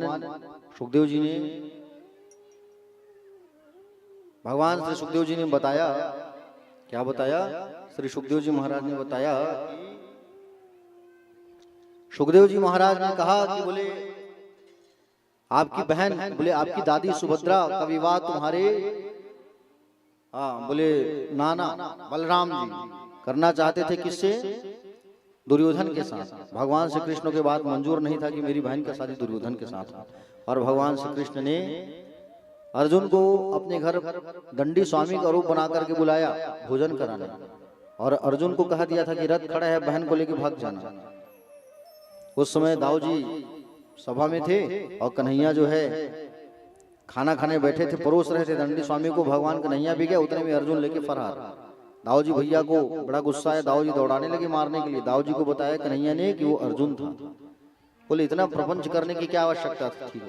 बोले भैया आप बहन की शादी दुर्योधन के साथ करना चाहते थे, इसलिए लीला करना पड़ा, ये कार्य करना पड़ा, ऐसा भगवान कहने लगे। प्यारे भक्तजन, आगे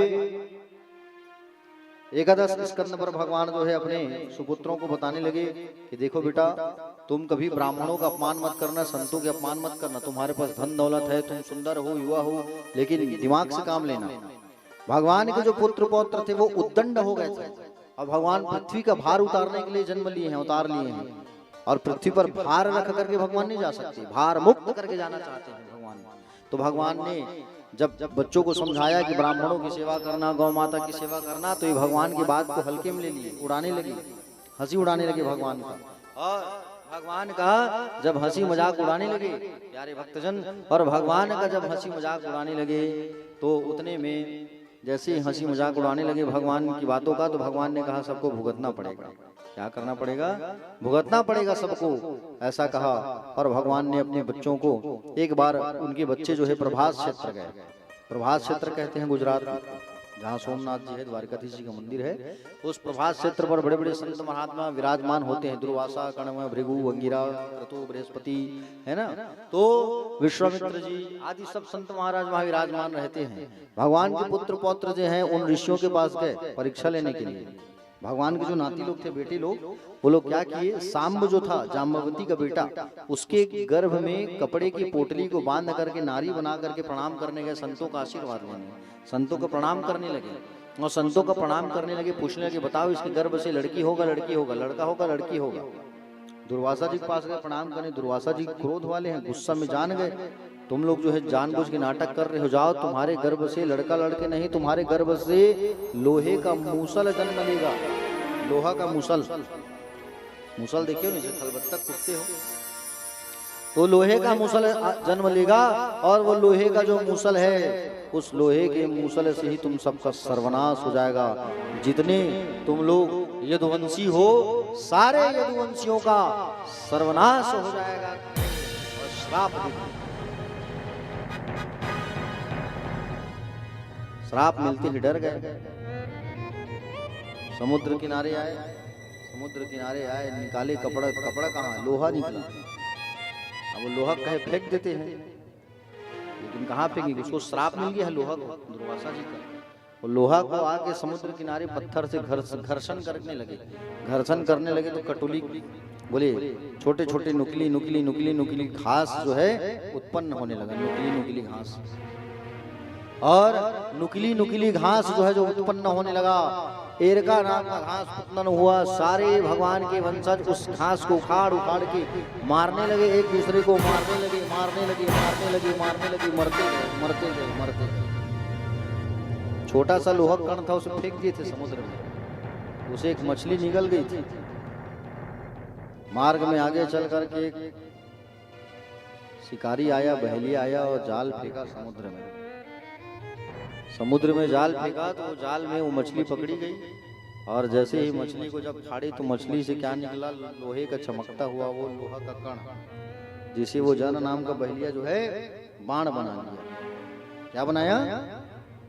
बाण के ऊपर में लगा लिया उसको, जो छेद होता है ना, अपने तुहिर पे उसे ऊपर लगा लिया। वो भगवान श्री कृष्णचंद्र जो है आज परमपद धाम जाने वाले हैं अपने, और भगवान जब जाने वाले हैं ना, तो प्यारे भक्तजन आज भगवान का वो समय पूरा हो रहा है। प्यारे भक्तजन,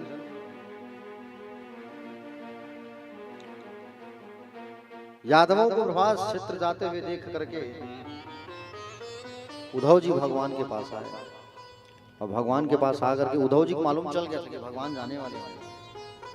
उद्धव जी कहने लगे, प्रभु आप अपनी लीला को समाप्त करके जाने वाले हो आप, और लीला को समाप्त करके आप जाने वाले हो, तो मुझे भी आप अपने साथ ले चलो, मुझे भी जाना है आपके साथ। उद्धव से कहा भगवान ने, देखो उद्धव आया है सो जाएगा, राजा रंग फकीर कोई सिंहासन चढ़ चला, कोई बंधा जंजीर, अकेले आए हो तो अकेले जाना पड़ेगा। भगवान ने दत्तात्रेय और यदु के संवाद के माध्यम से भगवान ने उद्धव जी को बताया कि संसार में कैसे रहना है। दत्तात्रेय जी महाराज जंगल पर रहते थे, लेकिन खुशी से हष्ट पुष्ट मस्त रहते थे। क्यों? क्योंकि जीवन जीना सीखे थे उन्होंने। 24 गुरु बनाया था। धरती को गुरु बनाया, धैर्यता सीखा धरती से। वायु को गुरु बनाया, आकाश को, जल को, अग्नि को, चंद्रमा को, सूर्य को, कबूतर को, अजगर को। अजगर को गुरु क्यों बनाया होगा? चलो बताओ। अजगर सांप को भी गुरु बनाएगा, लेकिन दत्तात्रेय भगवान अजगर को गुरु बनाए। अजगर जो होता है वो एक दिन में अगर उसे खाने को मिल गया ना, वो संतुष्ट हो जाता है। एक दिन में अगर उसे खाने को मिल गया तो वो संतुष्ट हो जाता है अजगर। तो अजगर से सीखने को मिला कि हमको जितना मिलता है उतने में संतुष्ट रखना चाहिए, लोभ नहीं करना चाहिए। लोभ मतलब लालच, और खाना है और मिल जाए और चाहिए। अरे मन में ये भावना रखो, साईं जितना दीजिए जाके कुटुंब समाए, मैं ना भूखा रहूं साधु ना भूखा जाए। हाँ? लेकिन हमारे मन में आज लालच उत्पन्न हो गया है। लालच को तुम जो है प्रेम से मारो, संतोष से मारो। लोभ को संतोष से मारना चाहिए, संतोषी बनो। और संतोष जब बन जाओगे ना तो फिर देखो कैसे जीवन चलेगा। लालच बुरी बला है। 24 गुरुओं के ज्ञान के बारे में बताया। उद्धव जी ने पूछा, प्रभु आपकी प्राप्ति का सबसे सरलतम साधन क्या है? तब कहा, मुझे प्राप्त करना है तो सत्संग जो है सबसे बड़ा सरल और सहज साधन है। तो कहा कि बोले मैं सत्संग करने जा रहा हूँ। उद्धव तुम सत्संग करने जाओ, समय आएगा तो मैं तुम्हें खुद ही बुला लूंगा और सत्संग करते बद्री आश्रम जाना और मेरे विदुर से मुलाकात करना तुम जाते जाते। ऐसा भगवान ने उपदेश किया। और प्यारे इधर सारे यदुवंशियों का सर्वनाश हो गया है और इधर वही जरा राम का बहेलिया अपने बाण को लेकर के निकला हुआ है। भगवान श्री कृष्ण चंद्र जो है आज पीपल के पेड़ के नीचे बैठे हुए हैं। हाँ? और पीपल के पेड़ के नीचे बैठे हुए हैं। वही बहेलिया आया और भगवान जब सोए थे तो भगवान का पैर लाल लाल दिख रहा था एकदम। पैर का जो अंगूठा का जो नख है मोती के समान सफेद चमक रहा था। वो बहेलिया आया और हिरण का आंख समझ करके बाण को छोड़ दिया। अब बाण जैसे छोड़ा तो बाण आकर के लगा भगवान श्री कृष्ण के पैर के तलवा में और उसी बाण को आड़ ले करके सहारा बना करके भगवान जो है कहाँ जा रहे हैं? परम पद धाम। दारू बोले बहेलिया आया दौड़ा दौड़ा दौड़ा दौड़ा आया, आकर के देखा हिरण मर गया। हिरण कहा कृष्ण भगवान को बाण लगा है।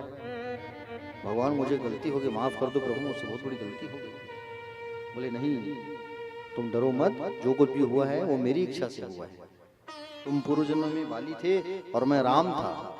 मैंने भी तुम्हें छुप के बाण मारा था, इस बार तुमने मुझे बाण मारा, हिसाब बराबर हो गया और उसे स्वर्ग भेज दिया भगवान ने। ठीक है। दारूक आया, दारूक भगवान का सारथी, समझ रहे हो ना? दारूक कैसे पहुंचा? भगवान तुलसी की माला पहनते हैं ना, तो भगवान तुलसी की माला पहनते हैं तो भगवान की तुलसी की माला, तुलसी की महक, खुशबू को सूंघ करके भगवान का सारथी आ गया। पता करते करते भगवान कहाँ है, आके देखा भगवान के पैर में छेद, बाण लगा। अरे बाप रे, और रोने लगा। भगवान मैं भी आपके साथ जाऊंगा। दारूक से कहा कि नहीं दारूक, तुम अभी नहीं जा सकते। हाँ? तुम अभी नहीं जा सकते, तुम जाओ, मेरे कुछ बच्चे जो बचे हैं उन्हें वृंदावन ले जाओ, क्योंकि मेरे जाने के बाद ये द्वारिका डूब जाएगा। अर्जुन से कहा कि तुम मेरी पत्नियों को लेकर चले जाओ। भगवान के कहने के अनुसार अर्जुन जो है भगवान की पत्नियों को ले गया दूर हस्तिनापुर, और बच्चों को दारूक जो है वृंदावन ले आया। प्यारे भक्तजन, और भगवान जो है आज भगवान का चिन्मय जो स्वरूप है वो स्वरूप दिव्य स्वरूप निकला और दिव्य तेज जो है कहाँ गया किसी को पता नहीं चला। भगवान चले गए, भगवान का रथ भी चले गया, घोड़ा भी चले गया, सब। कुछ संत बताते हैं कि वो दिव्य तेज जो है आकर के भागवत में समाया हुआ है। कहाँ समाया हुआ है? भागवत। भगवान संसार को छोड़ करके चले गए। भगवान के जाने के बाद सब भगवान को पुकारने लगे, हे प्रभु आप आओ, हे प्रभु आप आओ, कहाँ हो आप? पुकारने लगे। हाँ? और पुकारते पुकारते सबके आंखों से आंसू की धार, कि भगवान छोड़ के चले गए ना, सब दुख मनाने लगे। प्यारे भक्तजन, कलयुग में भगवान का फिर से अवतार होगा। 800 वर्ष जब शेष बचेंगे तब मुरादाबाद के संभल तहसील में भगवान का कल्कि के रूप में अवतार होगा। कल के रूप में भगवान आएंगे। भगवान सुखदेव जी कहे राजा परीक्षित से कि बोले राजा परीक्षित जी आज तक्षक आने वाला है और आज तुम्हारा अंतिम दिन है, 7वां दिन है। सुखदेव भगवान ने कहा तुम्हें और कुछ सुनना है तो बताओ। तब कहे कि बोले जितनी कथा आपने मुझे सुनाया है प्रभु उसे बस एक बार याद करा दो। तो जितनी कथा भगवान ने सुनाया था उस सब को उनको याद करवाया एक बार। भागवत कथा सुनने का फल के बारे में बताया कि भागवत कथा सुनने के 5 फल प्राप्त होते हैं। कितने फल प्राप्त होते हैं? 5 फल प्राप्त होते हैं भागवत कथा के सुनने के। पहला फल है निर्भयता। पहला फल क्या है भागवत कथा सुनने का? निर्भयता। दूसरा है निसंदेहता। तीसरा है हृदय में प्रभु का साक्षात प्रवेश। समझ रहे हो ना? चौथा है सभी में भगवत का दर्शन और पांचवा है परम प्रेम। ये 5 फल प्राप्त होता है भागवत कथा को सुनने से। प्यारे भक्तजन, आज भगवान श्री सुखदेव जी महाराज वहां से उठ करके चले गए और जाते जाते कहे कि परीक्षित तुम कभी मरोगी नहीं, याद रखना, क्योंकि तुम भगवान से तुम्हारा बहुत सारा रिश्ता है और तुम परमात्मा के अंश हो। सुखदेव जी ने स्पर्श से ही परीक्षित को ज्ञान प्रदान कर दिया। 7 दिन में सुंदर श्रीमद् भागवत ज्ञान प्रदान किया और राजा परीक्षित का जो दिव्य आत्मा है, सुखदेव जी के जाने के बाद आत्मा जो है, क्योंकि भगवान उनको बुला रहे थे ना, आओ परीक्षित आओ आओ, तो उनका आत्मा जो है पहले ही निकल गया था, भगवान में जाके समा गया। ये केवल शरीर बचा था, जैसे तक्षक नाग आया और आकर के डस गया। आत्मा पहले ही निकल गया था परीक्षित का। सोचो इतनी शक्ति होती है भागवत कथा में। भागवत कथा को सुन करके वो तर गया राजा परीक्षित जो है। प्यारे भक्तजन, इनके पुत्र थे जन्मेजय जी। उनको गुस्सा आया कि सांप ने मुझे मेरे पिता को काटा है, सांप ने काटा है करके इन्होंने सोच लिया कि यज्ञ करूंगा मैं सांपों को मारने के लिए, और सांपों को मारने के लिए मैं यज्ञ करूंगा, ऐसा कहा करके इन्होंने दिमाग लगाया और ऐसा दिमाग लगाया कि मैं यज्ञ करूंगा सांपों को मारने के लिए। तो आस्तिक नाम के मुनि जो है ना, आकर के रोके हैं यज्ञ को बंद करूं, और उन्हें दिव्य सुंदर ज्ञान प्रदान किया है और यज्ञ जो है बंद करवाया गया। इस प्रकार आपको यह दिव्य भागवत श्री कथा सुनाई है, जिसमें 18,000 श्लोक, 335 अध्याय, 12 स्कंद हैं। प्यारे भक्तजन, इस तरीके से भगवान परम पद धाम चले गए। राजा परीक्षित की भी मोक्ष हुई और दिव्य भागवत कथा पूर्ण हुई। आइए भगवान को स्मरण करते हुए हम लोग जो है एक बड़ा प्यारा भजन गाते हैं। उसके पश्चात फिर तुलसी वर्षा आगे करेंगे और एक श्लोक जो हम बोलेंगे उसको आप लोगों को बोलना है, ठीक है? आइए हम सभी भगवान को पुकारते हैं, हे प्रभु आप आ जाओ और आकर के हम सबको दर्शन दो। ऐसा भगवान को आप लोग भी पुकारिए। भारत में फिर से आ जा,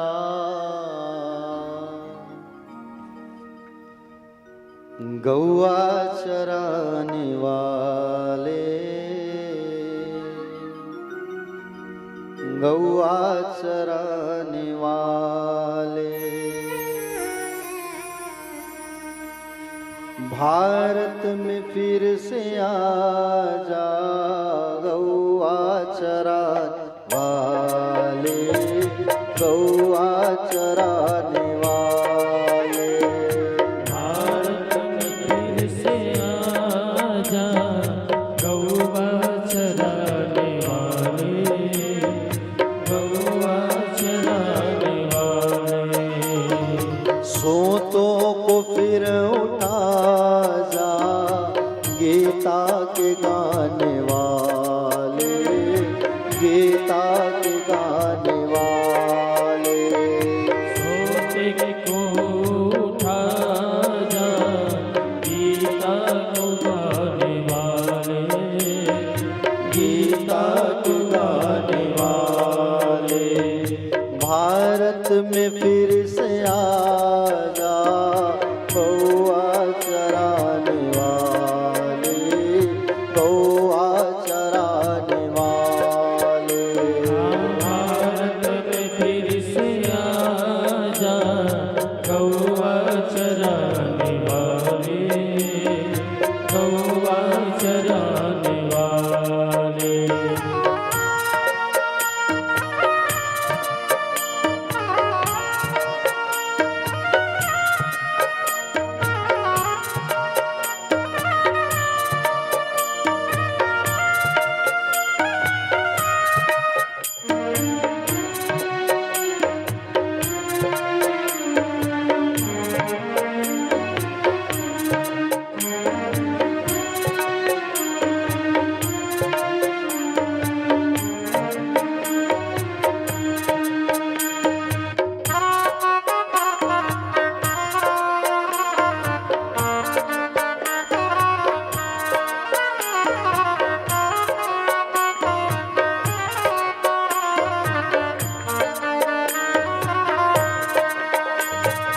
गुंजा था जिससे मधुबन, नाचा था जिससे त्रिभुवन।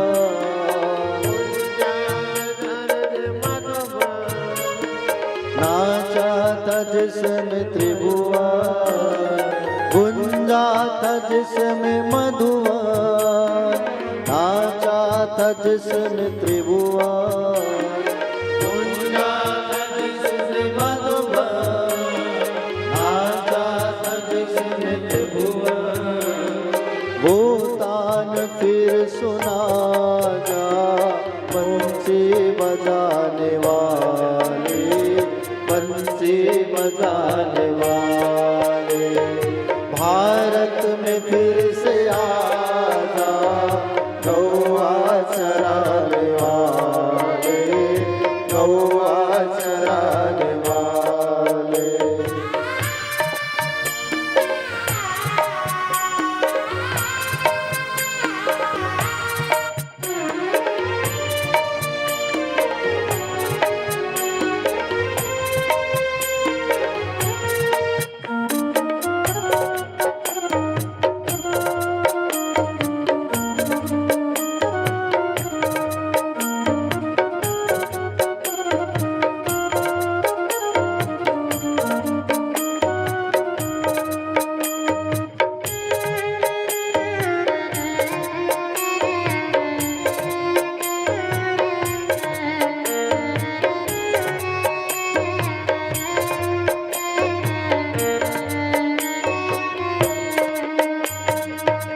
द्वंद बढ़ रहे हैं, दुष्काल पड़ रहे हैं। दुख द्वंद बढ़ रहे हैं, दुष्काल पड़ रहे हैं। दुख द्वंद बढ़ रहे हैं, दुष्काल पड़ रहे हैं। दुख द्वंद पड़ रहे हैं, दुष्काल पड़ रहे हैं। फिर कष्ट सब मिटा जा गौआ चराने वाले, बंसी बजाने वाले। भारत में फिर से आजा गौआ चराने वाले, गौआ चराने वाले। सोतों को फिर जगा जा गीता के गाने वाले, गीता के गाने वाले। सोते को फिर जगा जा गीता सुनाने वाले, गीता सुनाने वाले। भारत में फिर से आजा गिरवर उठाने वाले, गिरवर उठाने वाले। भारत में फिर से आजा गिरवर उठाने वाले, गिरवर उठाने वाले। गिरवर उठाने वाले, गिरवर उठाने वाले। भारत में फिर से आजा गौए चराने वाले, गिरवर उठाने वाले। बोलिए भक्तवत्सल भगवान की, भागवत भगवान की। सब दोनों हाथ को उठाइए और मेरे साथ कहिए, नाम संकीर्तनम यस्य सर्व पाप प्रणाशनम प्रणामो दुख समनस्तम नमामि हरिम परम श्री हरये नमः श्री हरये नमः श्री हरये नमः बोले भागवत भगवान की व्यास नारायण भगवान की श्री सुखदेव जी भगवान की परीक्षित जी महाराज की सीताराम जी भगवान की हनुमंत लला की। प्यारे भक्तजन, भागवत की कथा यहाँ पर संपूर्ण हुई। अब तुलसी वर्ष